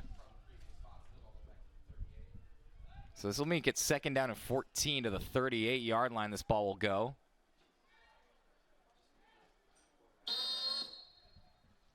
Besides these penalties, it's just been very easy to move the ball, and that's the 6th penalty for 68 yards against Ferris State. Carter to throw it. No, he's going to take off. He's got room in front of him. Josiah Narcisse, the last line of defense, brings him down at the 21. Pick up a 17. And excellent mobility again on display right there, and really just more running, just excellent running room and excellent way to take advantage of it. 19 seconds. Carter lofts it for the end zone, looking for Boyd. He pushes off Lundy, and there's the flag. And that'll be the second offensive pass interference on There Boyd. is a flag on the play. He got called for an OPI earlier in this game. He'll get called for another one, but there were 2 flags thrown on that. I think they're just both calling the same thing. Most likely. Offense, number 81, 15-yard penalty, first down. You were right, Andrew. I know football. I'm not saying you didn't. It'll be first down and 25 from the 35-yard line. This will be maybe the penultimate play as a short completion to James Kobe and Tyson Thornton the stop. 9 seconds left. One play, maybe two.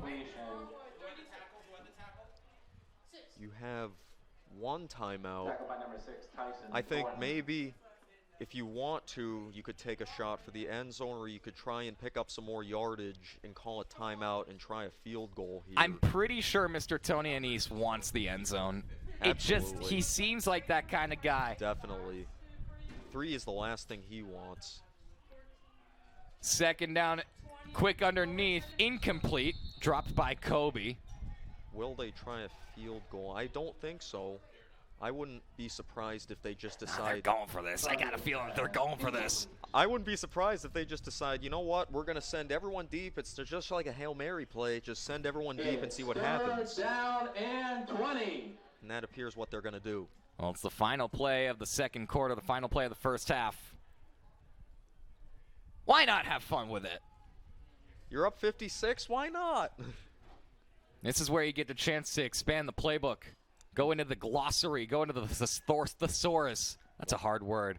They're going to go with Carter. He is going to try the option. Wide open on the left side. He's got a man downfield. Jeremiah Lee takes it to the 10. They're having a lot of fun with this one, but the half will expire. And the score on your screen says it all. With the score, Ferris State 56. 56 love. We'll take some time, bring you halftime stats, and you'll have a moment to catch your breath before we return for the second half.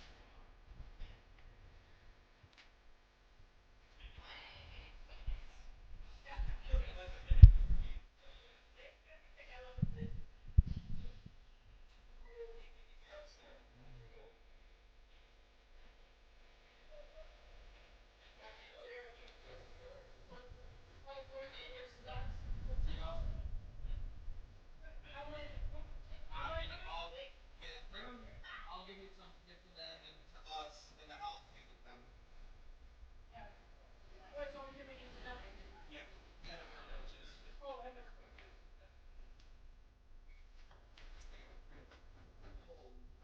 Fans one out of town score in the first half. AIC men's rugby leads Syracuse 24-10.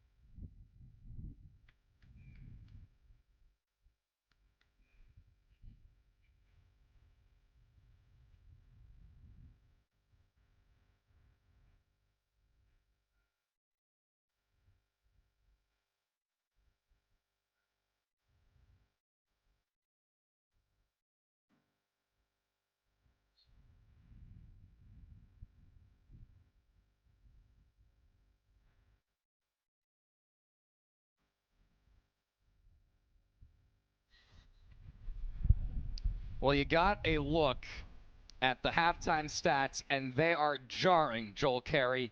51 plays for 501 yards for Ferris State. They are averaging 9.8 yards per play, and you can see the yardage disparity. The yardage disparity is out of this world. So Ferris State has run 51 plays for 501 yards, 9.8 per play, while AIC's run 30 plays for 84 yards, or 2.8 yards per play. The disparity in yardage is just remarkable. And off to boot it away is the second kicker, Levi Twinstra. And it'll be fielded in the end zone by Scooby Hicks to bring AIC out to the 25-yard line.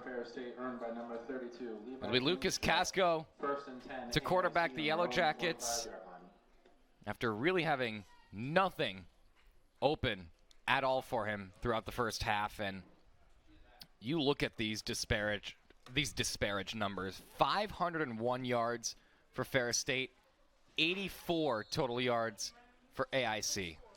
And that just also goes back to the inability of AIC to run the ball against this excellent defensive front for Ferris State, and also not being able to throw all that well against them. Casco's 10 for 17 for 90 yards. Well, he's going to try and make it 11 for 18. He's got Hicks open, and he gets collided into as he tried to make the catch, and slow to get up is the man that was defending him.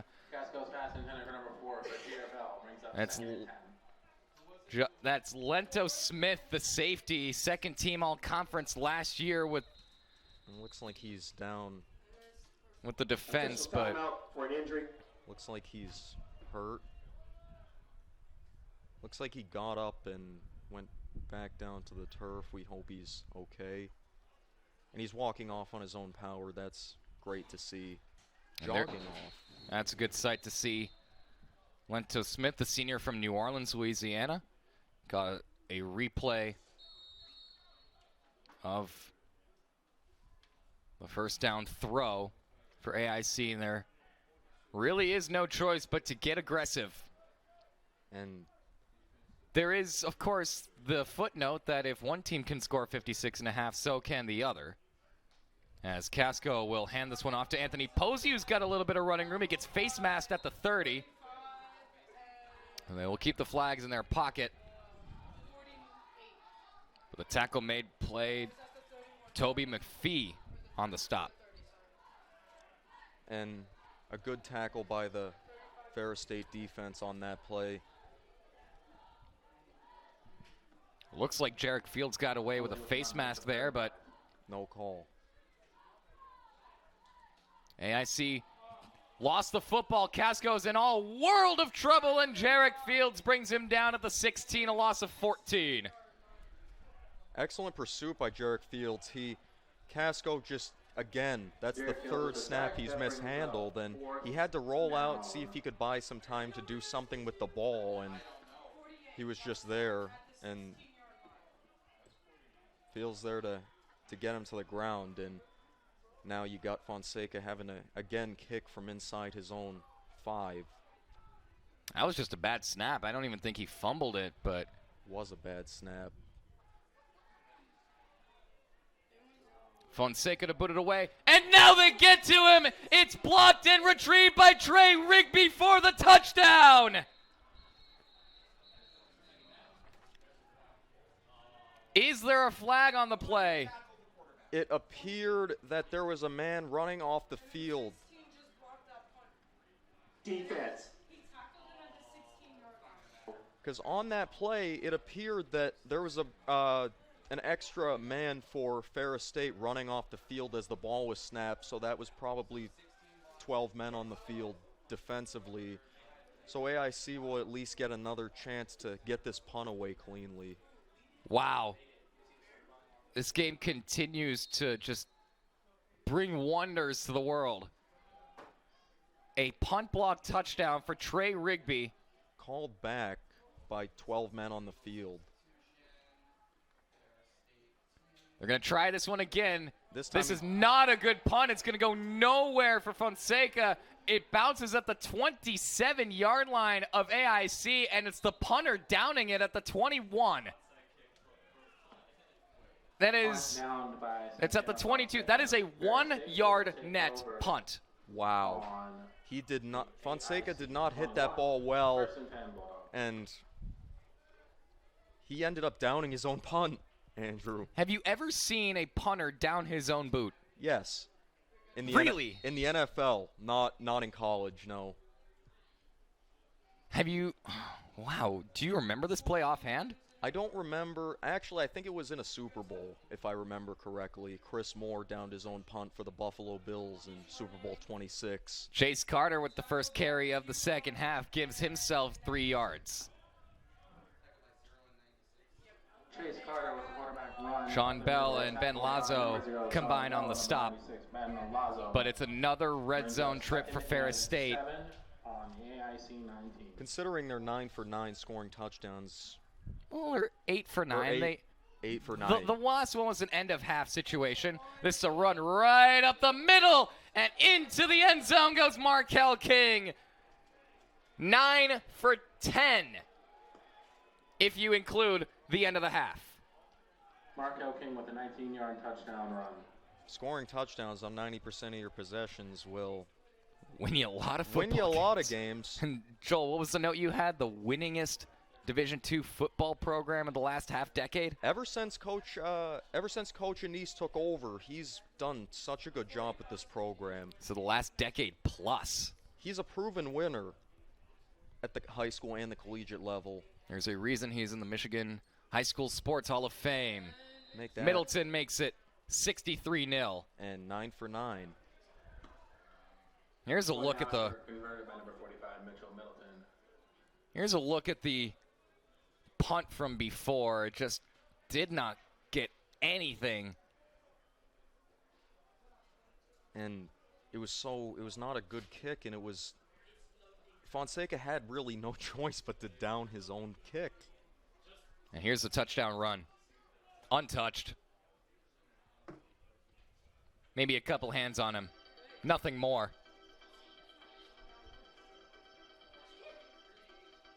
It's just a clean run through. I'm still thinking about the block punt that was called back for too many men on the field. Because I did see a man running off the field as that was being snapped, and I was wondering if they would call that penalty. They did, and Fonseca got the punt away, but it was a net 1-yard punt, so would it have just been better to just take the result of that play? And that one will go out the back of the end zone. Stayed within the pylon, so AIC will have it at the 25. AIC on their own 25-yard line. Again, very precise in where they place these kicks on these kickoffs.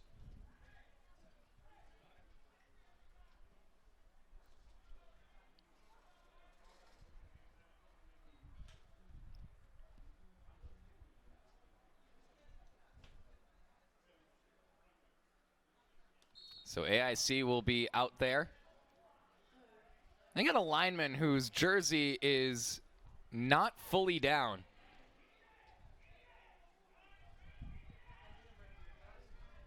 That might be the center. No, that's the right guard. That is the right guard. Handoff is to Posey. He makes a spin move and picks up 6. There's a flag in the backfield. That's probably going to be coming back. There is a flag on the field. It is Jacob Jimenez, the right guard, with the wardrobe malfunction. 10-yard pip. First down. Marcus Thurston, the infractee.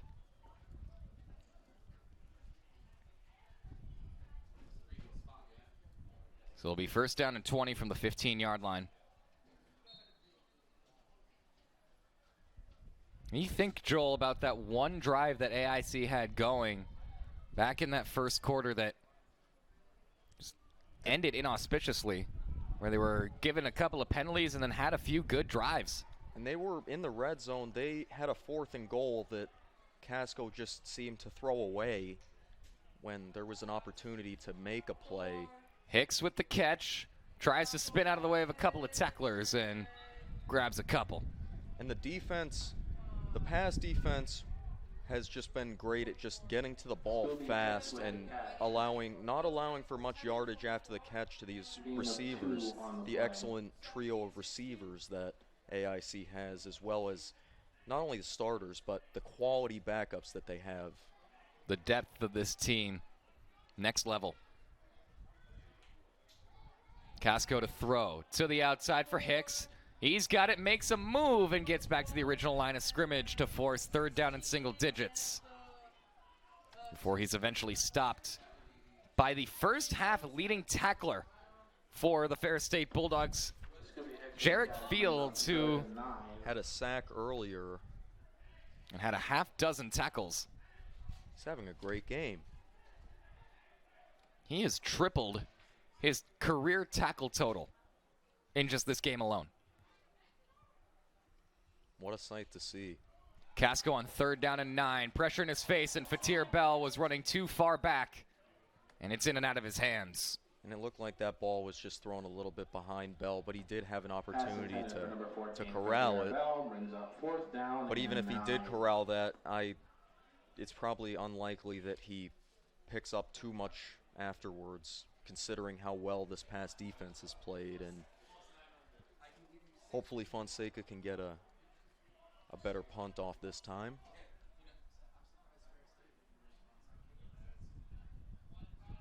Fonseca to boot it away. We'll see if they got another block in them. This one, that will count. Look out. Better kick than last time.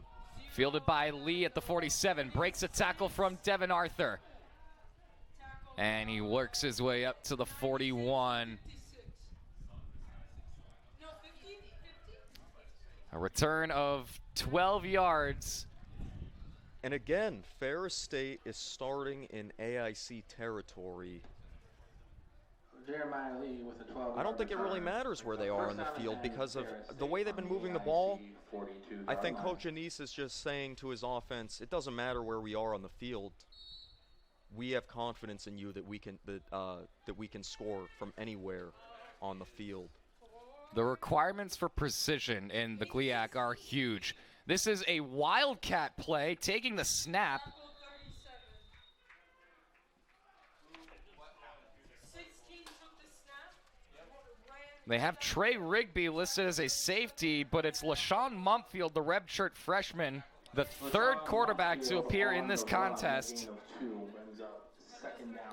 And why not see what you got in all these quarterbacks? LaShawn Mumfield, the redshirt freshman, listed at 5'10", 193. He's a lefty, Joel. Out to the outside. The pass is caught by Jeremiah Lee to the 37, tackled by Narcisse. 2-yard gain. And we talked about this in the season opener against Shippensburg with the difference between a left-handed quarterback and a right-handed quarterback with the way the ball spins and how it's an adjustment for the wide receivers. And second left-handed quarterback we've seen this season, Andrew. They're so rare. It's becoming more rare to see lefty southpaw quarterbacks. So kind of just break that down for us, Joel. I mean, as a receiver, you're literally looking at the opposite direction of spin. How does that impact you? Well, oh, the pass is intercepted. It's Tyson Thornton, who's only got the quarterback to beat. He breaks a tackle, stays on his feet, and he's down at the 31, the 26. Well, Tyson Thornton, you want to talk about reversing the direction. Tyson Thornton does just that. Well, he didn't have any trouble catching that left-handed pass.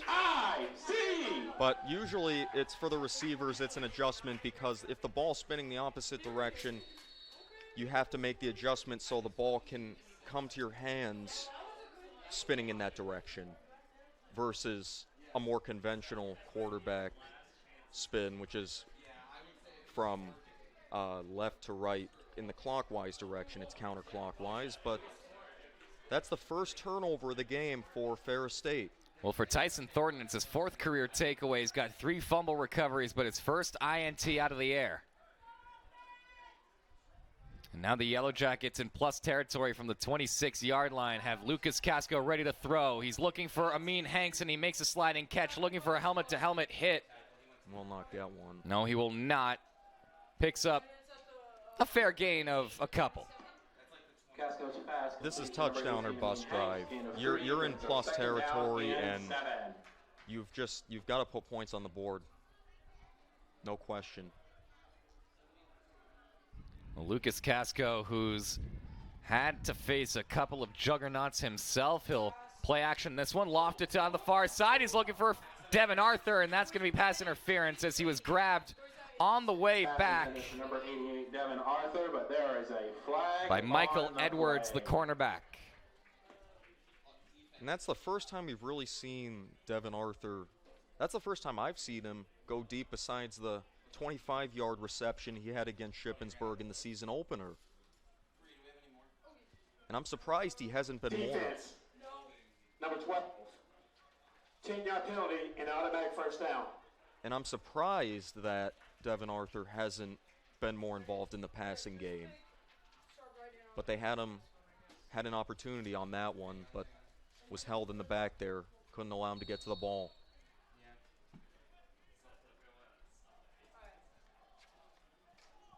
That, by the way, puts Shippensburg, Ferris State over 90 penalty yards in the contest. Casco flushed out of the pocket. Pressured by Jones, looks for the end zone. It's caught by Brian LaFrance, and he'll get in there for the touchdown. That was an amazing play by Casco to buy time, and he found LaFrance open, and LaFrance just made a move, and he was able to get into the end zone. So, excellent play by both Casco and LaFrance. 13-yard touchdown pass to number 17, Brian LaFrance. And you can see he just breaks a tackle as Michael Edwards, I think, was the defender there. No, that was 42, not 12.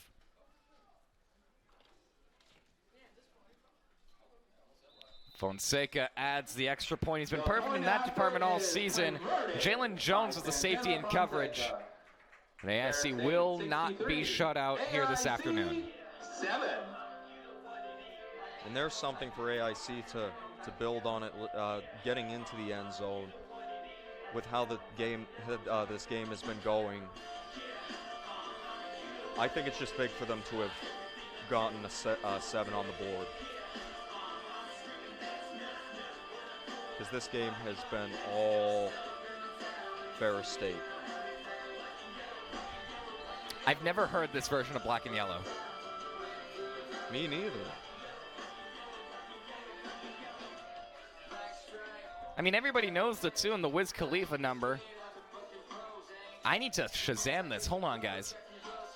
Let's see if they have an idea on who. Tyler Ward, the artist behind this rendition of Black and Yellow. And I mean, a lot of these remixes, you see a lot of songs that get remixed. This is one I haven't heard, so if you're interested in this song, look it up. Look it up. Exactly. I mean, we don't have anything to provide to you. That is a good point. Kickoff is received by Brett inside the 20, and he works his way out to the 42 before he's brought down by Willie Wilson. And it looks like Chambers is coming back into the game at quarterback. He is. Coach Anise is probably not too happy about that interception. Well, he wouldn't be happy about the interception. Chase Carter in at quarterback. They're going to play action this one. He's got turf in front of him, lowers the head, and gets himself to midfield. And they'll signal a first down, a gain of 10. And again, the play action fake, or the run fake, really fooled me there. I thought that. I hope I'm becoming privy to it. That's all I'll say. This is incredible stuff.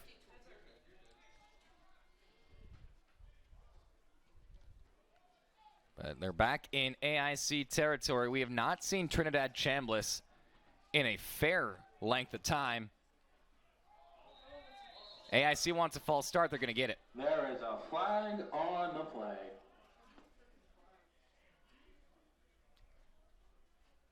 That is the 10th penalty against Ferris State. They have eclipsed 100 yards of penalty yardage. Compared to just 4 penalties for 22 for AIC. For what it's worth, AIC does not commit many infractions. That is true. They don't really, they're usually very disciplined and composed, and we talked about this in the season opener, and it's easier to be composed. Start. Offense. 6. 5-yard penalty. First down. And it was easy to be composed when you're down 28-3, or up 28-3, excuse me. But down 56, still have not committed a whole lot of infractions. AIC averages under 50 yards of penalty yardage per game. They draw 72 yards per game. This will be a handoff. Kobe breaks through. He's got J.J. Gonzalez to beat, and he won't, as Gonzalez saves a touchdown, but a gain of more than 20. We'll spot it at the 23, give him 23 for James Kobe. 23-yard And it's just great ball carrying vision by James Kobe. Gets to the outside, the blockers are out there, and J.J. Gonzalez saves a touchdown. Well, Gonzalez has been one of the leading tacklers for AIC this season. He had a fumble recovery on a kickoff return against Shippensburg, had a pick 6 last year against New Haven. The only defensive touchdown for AIC last year. They have switched quarterbacks again. It's Kobe up the middle, Mumpfield with the handoff. And Kobe gets his way into the red zone. Here's another look at this previous run.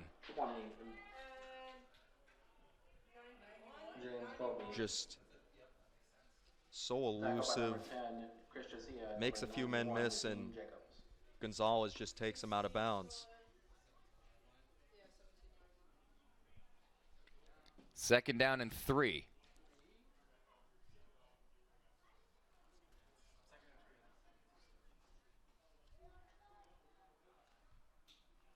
Mumpfield, the fake, takes it himself. He's got room for the score. From 17 yards, the touchdown to make it 69. Who would have known? Who would have known that Mumfield would get into the end zone today, Andrew? I'm sure he had a feeling. He was raring for this run. Watch this. That was just great blocking, and there was a lane there, and you can see it. And I think that's he got his revenge for the interception that he threw that set up the AIC touchdown. This to make it 70-7.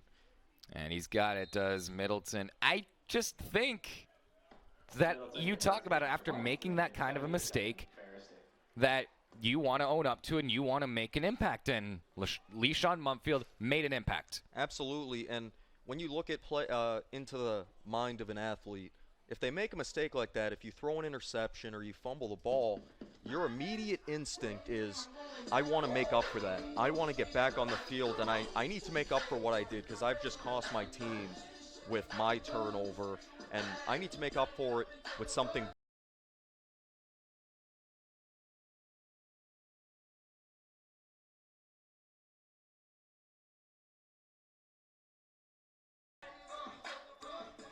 You know, I don't think it's an unfathomable idea. I think so. It certainly could happen. It could happen. Y'all don't know what we're talking about, but us and our good buddy Kason Romanowski were thinking that could Ferris State eclipse the century mark? It is so rare, and it's only happened so many times for a reason. It's certainly possible, but we still have a lot of football to be played, and that's a touchback. 21 minutes and 30 seconds. They need to score 30 more points in those 21 minutes. 21 and a half minutes to score 30 points. You think that there's a chance to do that? I mean, Georgia Tech and Cumberland back in the day, they had it was 222-0 was the final. I remember that. Wasn't that like one of the first college football games ever? It was, because I believe it was Cumberland that was on the losing end of that, and Georgia Tech was up like 100-0 at halftime, if I remember correctly. Casco to throw on first down. The pass is tipped. Oh, getting a hand on that one. It doesn't matter. Ralph Carter, the first time we've called his name today. Senior from Louisiana.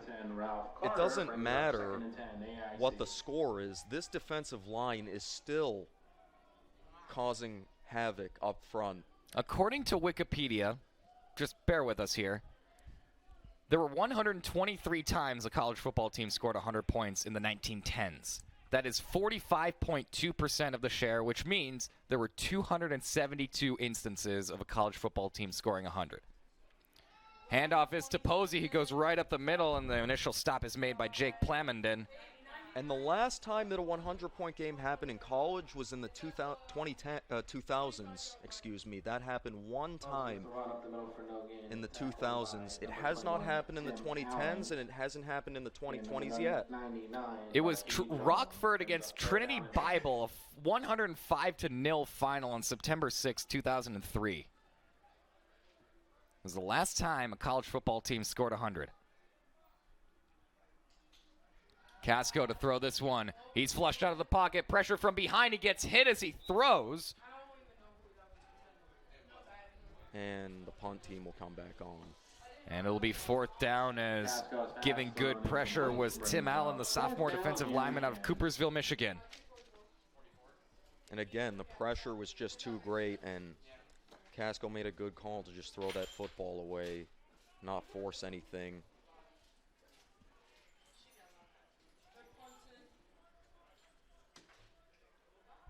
Ben Lazo, the captain, dictating to the line. Snap by Arthur. Boot on the way. It's a line drive kick that's going to be fielded by Lee at the 48. He'll turn the corner and get tackled by Marcus Thurston. A return of only 3 yards. He somehow kept going. Oh my goodness, I thought he was dead to rights. He salvages 5 more, an 8-yard return to the 44. And that was just, I got fooled again. You know, we're getting fooled up here by these plays. We think that they're down, and then they're just not. And now we have a new quarterback in for Ferris State.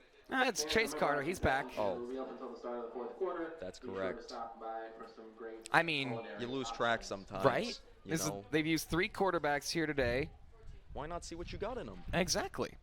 And Carter, he's got a great pair of legs. He runs right into the tackler and gains a couple of yards. And And it looked, emerging out of that pile oh, and slow to get up and getting hurt is, I don't want to be wrong on this number. So once we get confirmation, Official timeout for an injury I will on the defense. relay that to you. 32, I think. Okay. 5, maybe? I think it's 99, but I'm not confirming. so that'd be Well, Nevin Earl. Well, No, it is Nevin it Earl, is number Nevin 99. Earl. Big number 99, slow to get up. And we talked about how important Nevin Earl is to this defensive line for AIC. He's been wreaking havoc this season, and he's walking off on his own power with a limp, so we hope that he's going to be okay. As Coach Shipka goes out to give him some encouragement.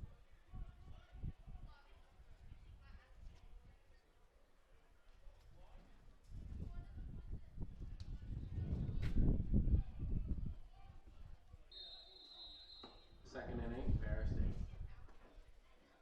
So Ferris State, after that 2-yard run by Chase Carter, will have it from the 43. Carter. Man in motion, Carter. This has been his show. Carter gets a block from Kobe and gets his way to the 31 before being brought down by Willie Wilson. But it's a gain of 12 and a first down. And we see again the mobility of with the gain Carter, 12, and first down and 10. Carter's mobility Ferris has been on display. He's had some big runs today, and Mumfield is coming back into the game. They put it at the 30, so it's officially a 13-yard run for Chase Carter, who was the only ball carrier on that set of drives. And now Leashon Mumfield back in there. He's going to hand it off to James Kobe right up the fly into the line, down to the 20. We saw Kobe get out, and we saw him get outside the first touchdown he scored. But on that one, he just ran straight up the middle and showed some of his toughness James there on Cole that with the one. First down run on the play, tackled by number 30. Ellen Houston with the stop. From the 19, it's Kobe right up the middle again, and taking all of his body weight to bring him down is Kamari Ward. Big number 8, 6 feet, 220. Seems like you need to have a lot of strength to take down these players. These players are very well conditioned and strong. Yes, they are. For another Mumfield touchdown. I think so. Either that, or you can give this ball to...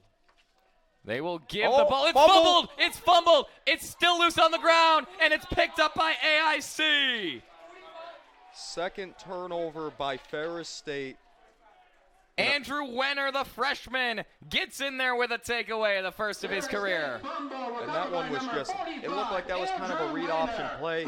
And the exchange was fumbled between Mumfield and it just, the ball came loose, and now we get AIC's offense back on the field. Here's the look. It's just a bad handoff between Mumfield and his guy. He was trying to hand it off to Markel King, but they were not able to hold on. And 45, Wenner with the stop and the pickup. And offensively, maybe a yard. And again, it's the stingy defense. It's the tough defense that run on the play. Coach Anise has. And the way his offense has been playing and his defense has just been outstanding today. And also the special teams units getting down, recovering or tackling the ball carriers, the return men, just excellent all-around performance. And we still have 16 minutes to play. Well, maybe my dreams are going to go nowhere. You never know, Andrew. Casco outside. He's got a man open. Omari Hutchinson with the catch, and he's eventually pushed out of bounds. After a modest gain by Eric Jackson. Will be a first down. Yep, first down for AIC. 1 minute and 15 seconds. Pass complete to number 16, Omari Hutchinson. That's a in the third quarter remaining. AIC.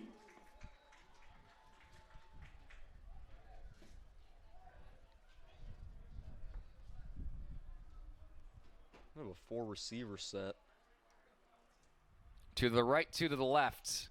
Basically symmetrical. Play action. Quick hitter knocked down. Down by 97. Intended for 16. It's big number 97, Javon Ruffin with the PBU. Pass intended for number And 16, Omari Javon Hutchinson, Ruffin, deflected by he may have number had a chance at an 97, interception Javon there. Ruffin. Brings up second down and 10. 48 seconds remaining here in the third quarter.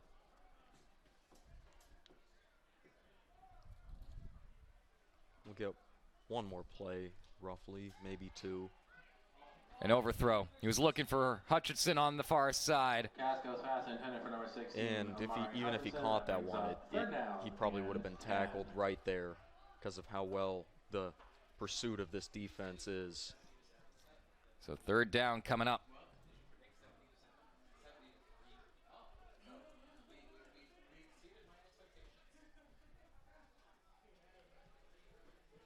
And we'll talk about what Ferris State has been able to do throughout the history of their program in the fourth quarter because, well, they're on the verge of adding to that ledger. Casco has nowhere to throw it. He hits the man. They're going to say that that's a loose ball, and it's a Ferris State recovery. At the 5. The fumble forced. And I don't know if that was a forward pass, but they're going to say that it was forced out by number 21, Tim Allen, and recovered by 48, Toby McPhee, the Bad Axe native, with a Bad Axe play. It certainly didn't look like he tried it, his arm is going forward, but that's not, we don't have the tuck rule in play anymore, so On the AIC 5. we can take a look at this. I didn't get enough of the replay, but as it is, It's first and goal. yes, it Ferris is State. for Ferris State from the 5. Mumfield going to hand this one off to Kobe, who gets maybe back to the line of scrimmage before he is stopped by Michael Grant. Kobe with the run for no gain. Tackled by Maybe try to, number 9, Michael if you're coaching Grant. East, you try and get one more play off here before the quarter ends. I don't know. I mean, you can't really draw them off sides for first down because you're at the goal line. 14 seconds you can see on your clock. And they will. They will. Kobe up the fly, grabs about 4 of the 5 he needs, and that will end the third quarter as he's down at the 1, and the fourth quarter will commence with the Bulldogs knocking on the door for the 11th touchdown they want. Tackled by number 96, Ben Lazo. Brings us to the end of the third quarter with the score: Ferris State 70, AIC 7.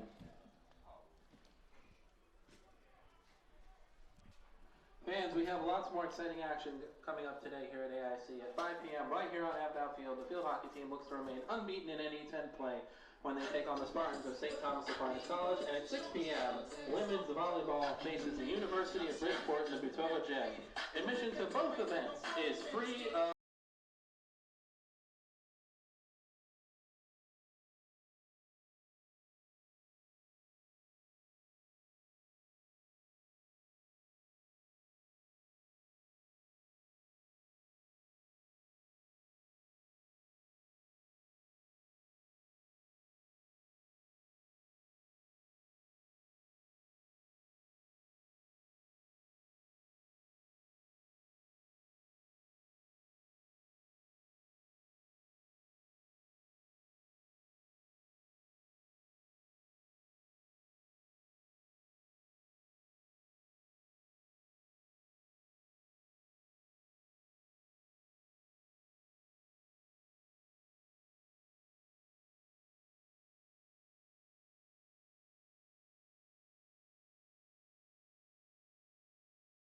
A couple of places after their opening weekend loss to Pittsburgh State, but this is a juggernaut It is Mumfield. He wants it himself. He's got it for the 11th heaven.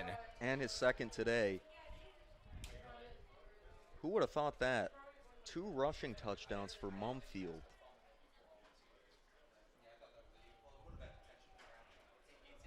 See if we can get a replay of that.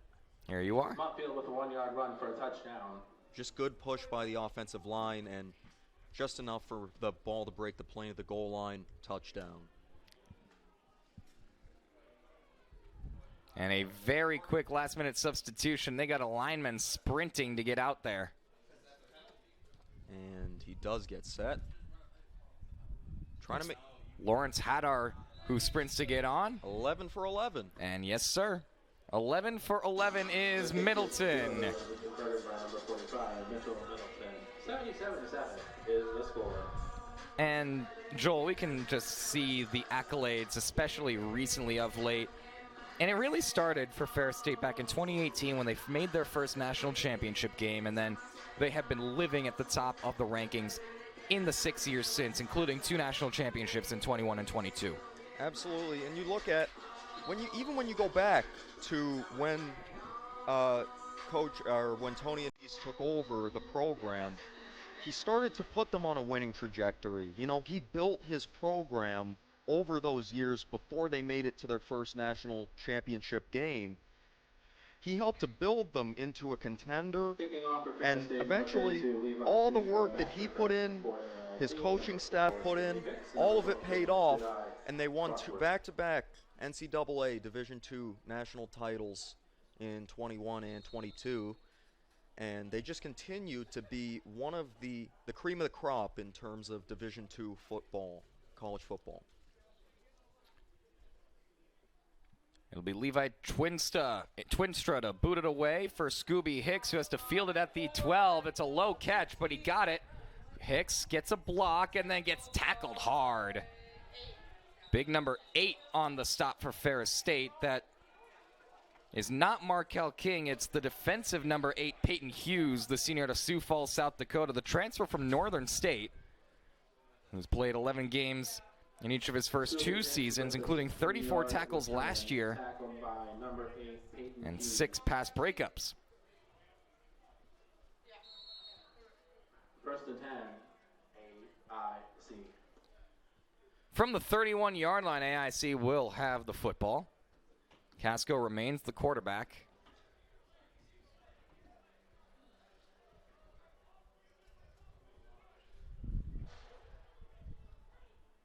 Sending Thurston in motion. First down, it's a run. Jedi Foxworth is met in the backfield. Self some space to air it out deep downfield, and it's intercepted.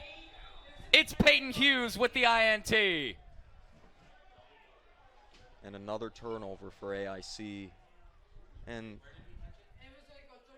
think about it, if you're Casco, I think he just thinks, I got to give my guy a chance, and I don't know if I can really blame him for throwing that one up the way he did. Just trying to make something happen.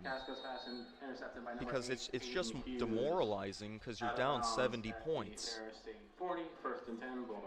Well, it's Peyton Hughes' second career INT. You just can't imagine how AIC feels being down 70. Chase Carter, the signal callers on this drive as the handoff goes to King for a couple of yards. But it's just demoralizing for the losing team, and for AIC it is demoralizing to be down 10 touchdowns. So the outside pass is caught. That's Jeremiah Lee, met by Diakite. This will end up actually being a loss. A TFL for Mo Diakite. And for AIC, Benny Barnes is warming up on the sideline, looking to get in a quarterback. Benny Barnes, the graduate student. We'll tell you about him and stories surrounding his previous program in a few minutes if that time comes. But why not see what you have in Benny Barnes? On the option, it's to the outside. King gets across midfield, and he's inside the 45. To the 45, a pickup of 14. great blocking by the offensive line. Again, doesn't matter what the score is. They're continuing to play every minute of this game as physical and tough as they would at the start, continuing to play that way. This is James Colby with a big run. He's got himself a first down. And steps out of bounds. Graciously, I might add. Yeah, picks up 16. James Colby with a 20-yard gain runs out of bounds. So we have a substitution on the defensive line. You have Jacine Jacobs going in place of Benjamin Lazo. Knocking on the door again. Just the offense. Oh, there's a flag down. Offense, number 0. 10-yard penalty. Well, that block from Jeremiah Lee was illegal. It's a hold. And it kind of appeared he had his hands up at the end of that block and kind of saying like, "Hey, I didn't do that." Here's a look. Well, let's take a look at it and see. Yeah, that's a hold. And I think that's a hold. It is a hold indeed, and he put his hands up like, nothing here to see. I'm pleading innocent. I'm nothing here to see. Your Honor, I did nothing wrong. But you did. Objection overruled. Indeed. Clark on the option. Pitch to King. King to the 20, to the 30, and inside. Close to the red zone. Give him 18. Josiah Narcisse the stop. Penalty didn't matter. Just continuing to move the ball efficiently. King with the reception and completion brings up 2nd and 1 on the AIC 20. Another run. It's loose! And it's picked up by the Yellow Jackets. And another turnover in the late stages of the game by Ferris State, and the loose ball for Jadis Chenet. The freshman gets his first career pickup. That has been an issue for Ferris State. They've lost quite a few fumbles going into this game, and they've lost 3 fumbles, and it was just not. It didn't have a chance. And there is Benny Barnes for the Yellow Jackets. So he's an interesting story. He's a transfer from Lincoln University in Oakland, California, and there has been a lot said about that program. Handoff is to Troy Baxter, and Baxter gets himself at least 9. Love that physicality from Baxter. And it's a first down. It's Troy Baxter picking up 11. And so Benny Barnes. He's out of Bowie, Maryland. Yes, he is. The graduate listed 6'1", 210, the Lincoln University transfer in California, Oakland, California. So this is a second season, first appearance with AIC, but the thing with the Lincoln Oaklanders, he was part of their first football team in school history. They started an athletic department in 2020 to combat decreasing enrollment. Handoff is to Troy Baxter, and the stop is made short of the line of scrimmage, a loss of 2. But so Lincoln University, a business school that really only has one building, sitting around 170 student enrollment, but ever since COVID, they saw their enrollment drop in half, so they started an athletic department, and part of that was to start a football program, of which Benny Barnes is part of the inaugural program. But the first season they competed in 2021. They had hopes to join the NCAA by 2022, but that never materialized. And so they have been an independent, unaffiliated football program for their first 3 years, not in the NCAA, not in the NAIA, not a JUCO. But because they're a 4-year accredited institution, the NCAA allows them to be scheduled as a legitimate opponent, and they've played a handful of Division I games over the last few years. That's very interesting. To combat low enrollment to start an athletic program, and I would certainly say that starting an athletic program could increase enrollment because of the opportunity to continue to play the sport you love and get the opportunity to be a part of something special. They've had a handful of players go pro, including a couple who made it to the USFL last year. As the handoff fake, Barnes breaks a tackle from 1 and is able to manifest a gain out of it of a couple. Got a tackle broken from Ralph Carter. Barnes with a run on the play. There's been a lot said about the Lincoln program. Marquise Lundy is also out of there, but there was a piece that was published in USA Today in this February saying that, despite the efforts to join the NCAA, the players have not felt that their needs were met. And that's a very interesting. Fonseca to boot it away. This one's a good kick, but it does not take a friendly bounce. Lee with the reception, breaks away from Wilson, crosses the field, going to the 25, the 35, and all the way into AIC territory, where he's eventually stopped at the 45 of the Yellow Jackets. But it's very, very interesting. You have two players that are now at AIC that came from that program, and saying that, and hearing about the headlines that the players' needs weren't being met, and it's very interesting despite their efforts to join the NCAA. Well, one of the reasons their application to join the NCAA, they were looking to join the Division II ranks. But this was a piece published by USA Today. There's a handoff. No, it's a fake. It is caught and dropped. It's a team that's been described as a sacrificial lamb, being paid large amounts of money to travel really almost anywhere. They don't have a home field. They don't have a practice field. They don't have a weight room. There's a penalty on the field. Ineligible downfield player. Offense, number 50. 5-yard penalty. First down. And I wonder, in that case, if you don't have a weight room, do you just work out in the school's recreation center? Well, the school, you got to remember, is under 200 students. You might just have to use a public gym. That's very interesting to me, because I think if you'd want to join the NCAA, you'd have to consider adding a lot of things to your program. But it was so appealing for a bunch of players as Markel King with a nice spin move. He continues to work his way inside the 40 and out inside the 35, picking up a nice gain of 14 yards to get all but one of them back. And now flags on the far side of the field as the players are getting into it late in this one. And cooler heads have not prevailed. And the tension is very high, and I mean, it would be high if you were down 70, and it's just tensions are boiling over, and it's just apparent they just couldn't keep their cool there. Just wonder who's going to be penalized on this, and it appears it'll be on AIC. Personal foul. Late hit out of bounds.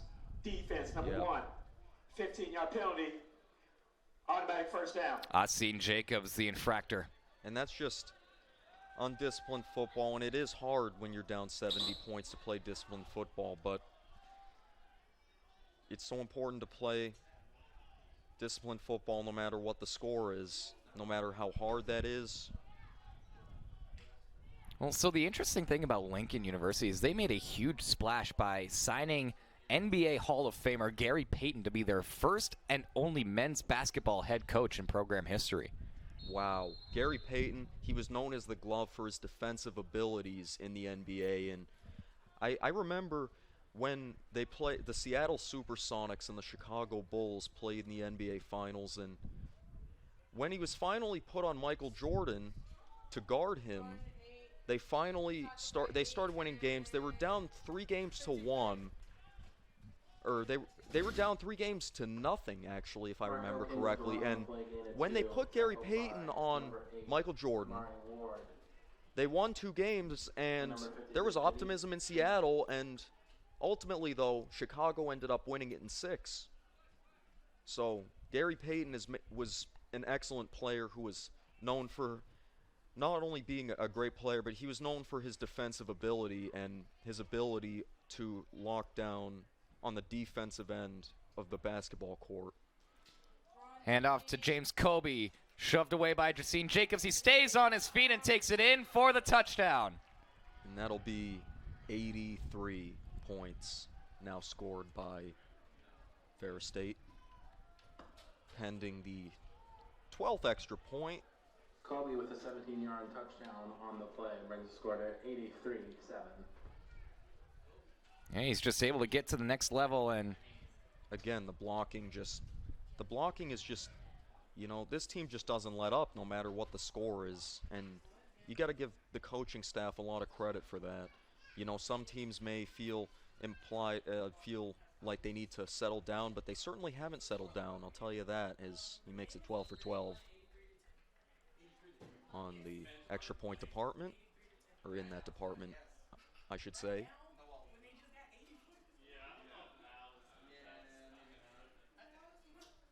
I mean, you could just see the ability of Ferris State, what Tony Anise has done. This is year 115 of their football program. They have an all-time winning percentage of .528, 503 wins, 450 losses, and yes, ties were a thing back in the day. 40 of those for them. They still happen, not that often though, but they still happen. In college? Sometimes. I thought the new overtime rules took that away. I mean, I don't Don't know. Maybe I know NFL still has ties in the regular season, much to the chagrin of many fans. maybe I'm just behind on the 8 ball. That's all right. I don't really watch as much college football as I do NFL. You're also working during college football hours. That's true. This is an end-over-end kick. Foxworth is going to have to race to his left to make the fielding catch, and he does at the 19. Doesn't feel like work when you're enjoying it. Isn't that what the old line is? Do what you love, you never work a day in the life? I guess that can apply here in this sense. But you've just seen what Ferris State has been able to do. I mean, the score speaks for itself. We'll take a look at the numbers inside the box score, and the thing that stands out to everybody, and it should, total yards 713 to 107. They've outgained AIC by 606 yards. Look at you on the mental math. Very nice. See, I do have some intelligence, Andrew. I'm very proud of you. I appreciate it. Are they discussing whether the kick was out of bounds? I don't think it was. He caught it. Foxworth did catch it in the field of play, and he went out of bounds on his own power, so there shouldn't be any discussion there.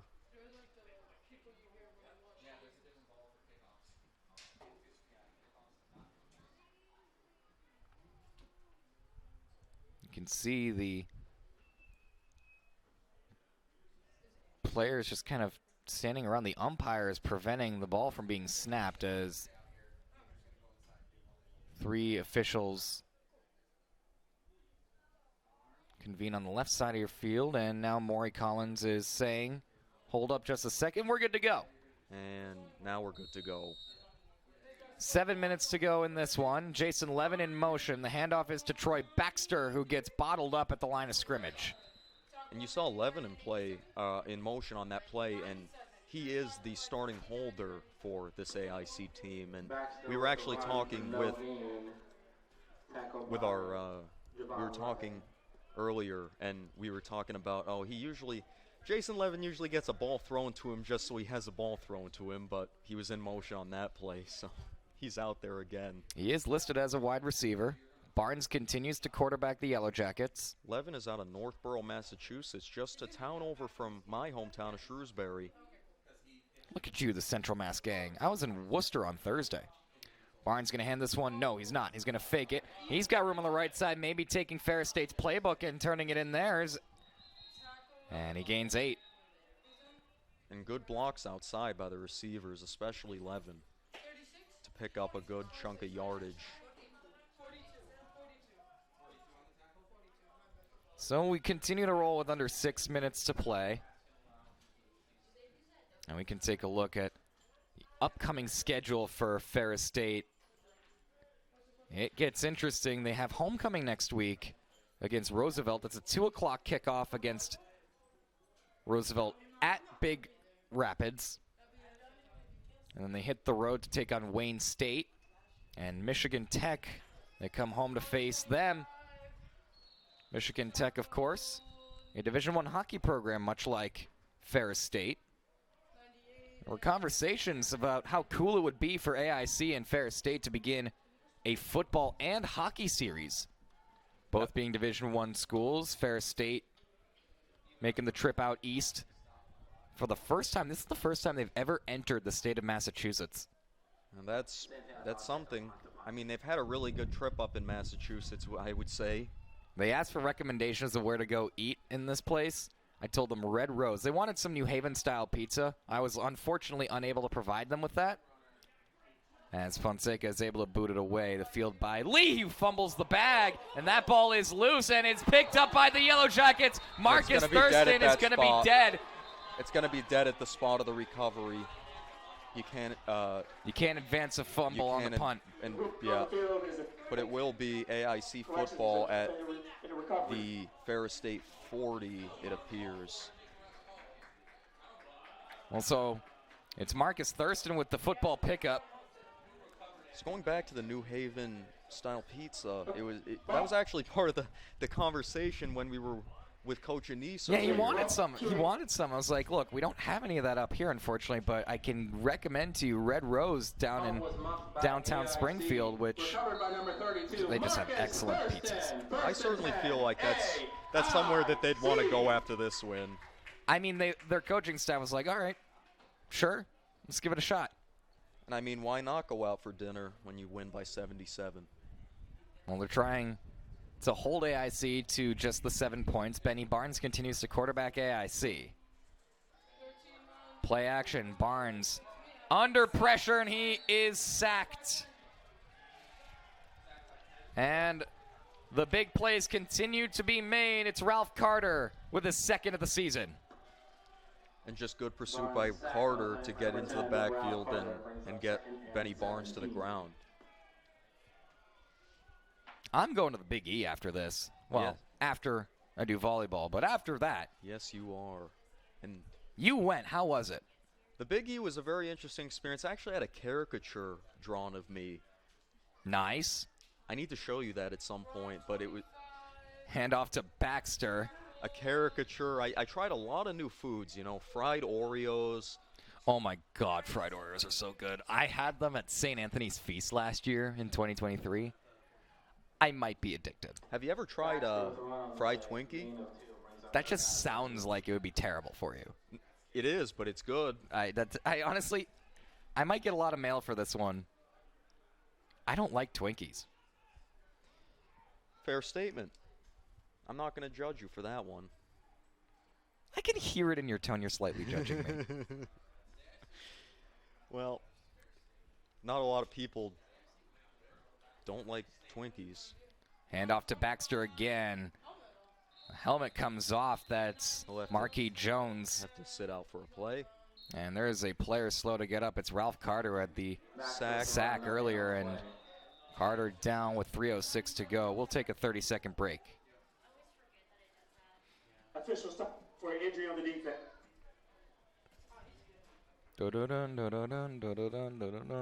I'm trying to do the Fox injury music. Oh, my God. I think we should talk about AIC's upcoming schedule. Yes, we should. You can pull that up. Don't bother, I have it open. Beautiful.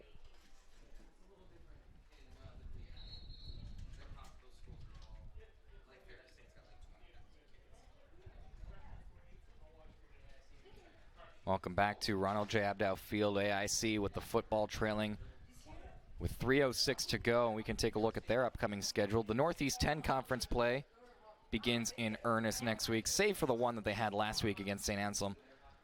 New Haven, nationally receiving votes in the poll. Franklin Pierce, always a fun matchup.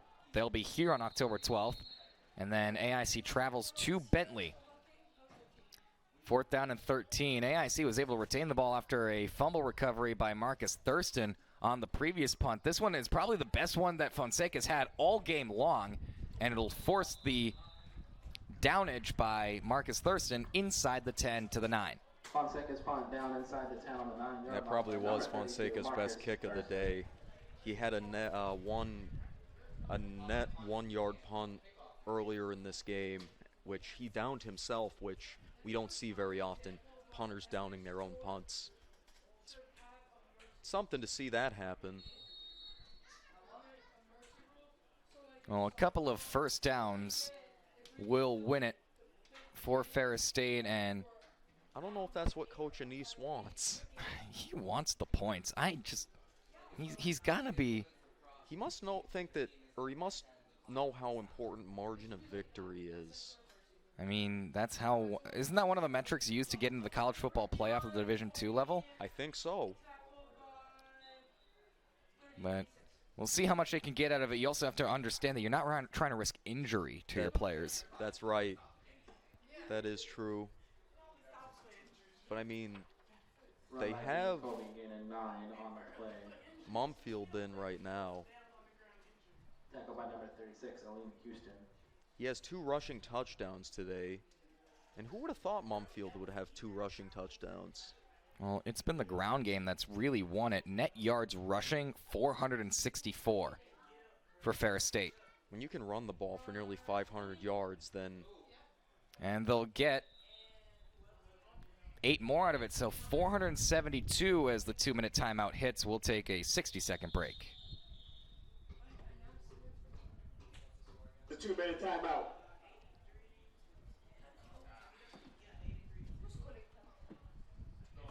At the 2-minute timeout, fans, we have one bit of out-of-town score news to bring to you.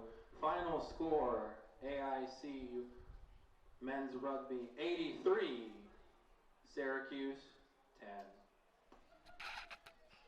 Wait, what? What was the score? 83-10 in rugby. Us winning or losing? Winning. Let's go. That's crazy.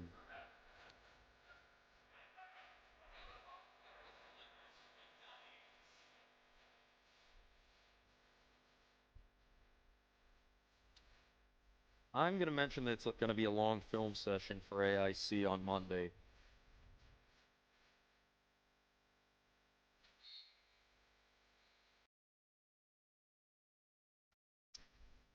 Two minutes to go. A couple of first downs will end it for the Ferris State Bulldogs, who are going to improve their win streak to 3 and continue to rack up the point differential. So you add the 2 prior games to this one if this score will hold. Handoff to James Kobe, grabs a couple. James Kobe on the run. They came in with their last 2 games having a combined score of 99-6. If this score will hold, that will jump to 183-13. That's a plus 170 point differential, which is just unprecedented. 170 over 3 is 56 2/3. Right up the gut goes Markel King, and he gets himself to the 34. Would certainly improve the average score win margin. So now the win margin would be 56 points, roughly. The Yellow Jacket loses his helmet, so he'll have to be replaced. Jacine Jacobs checking back in as it's Josh Isaacs, the sophomore out of Dix Hills, New York, who loses the lid. And if you're Coach Chipka, you just want to make sure that you can get all your starters out and limit injury. Because as we mentioned earlier, Siddiqui Cohn, Judah Varfley, and Cephas Williams were all out this game. And they certainly miss them, but I'm not sure what much could have been done. That's right. And even if they had all played, who knows how different this game would have been in the sense that, they maybe would have scored a little more, but you just got to face it. Ferris State's just the better football team. Well, we can talk about all the numbers in the world as Markel King will grab a first down to close out this one. King with the run, first down on It'll be a brief clock stoppage to move the chains, as they do under 2 minutes, but the final line, the passing leader is Trinidad Chambliss, 14 for 24 with 166 yards and 2 touchdowns. And remember Brady Rose with that 50-yard bomb to O'Brien in that And that brings an end First to drive, today's he game. went 1 for 1 with 50 yards and a touchdown. Final James score, Colby, the leading rusher, with 12 carries for 110 yards and a 31-yard scamper, as well as a touchdown. Markel King, 94 yards with a touchdown. Chase Carter, the quarterback, 94 yards. Cannon Katzer, 38 yards and 2 scores. LaShawn Mumpfield, 37 yards and 2 carries. And AIC just looking for answers. No receiver with more than 35 yards, and they managed just 24. And just managed just 20 yards of rushing by non-quarterbacks. Amari O'Brien at 93 yards on 2 catches. Hadn't heard his name in a while, but he got his job done and was able to rest the rest of the game. The final tallies, 84 for Ferris State, behind 744 total yards. 7 for AIC, mustering 110 total yards.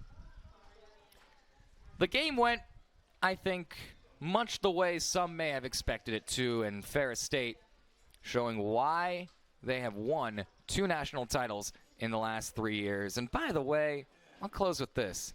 Those are some pretty uniforms. They do it, yeah. That is going to do it for us, for all the hardworking folks, extremely hardworking folks on this busy weekend here at AIC's Press Box. For Mr. Joel Carey, for Mr. Seth Dussault, we want to remind you that this afternoon rolls on with field hockey for between AIC and St. Thomas Aquinas, 5 p.m.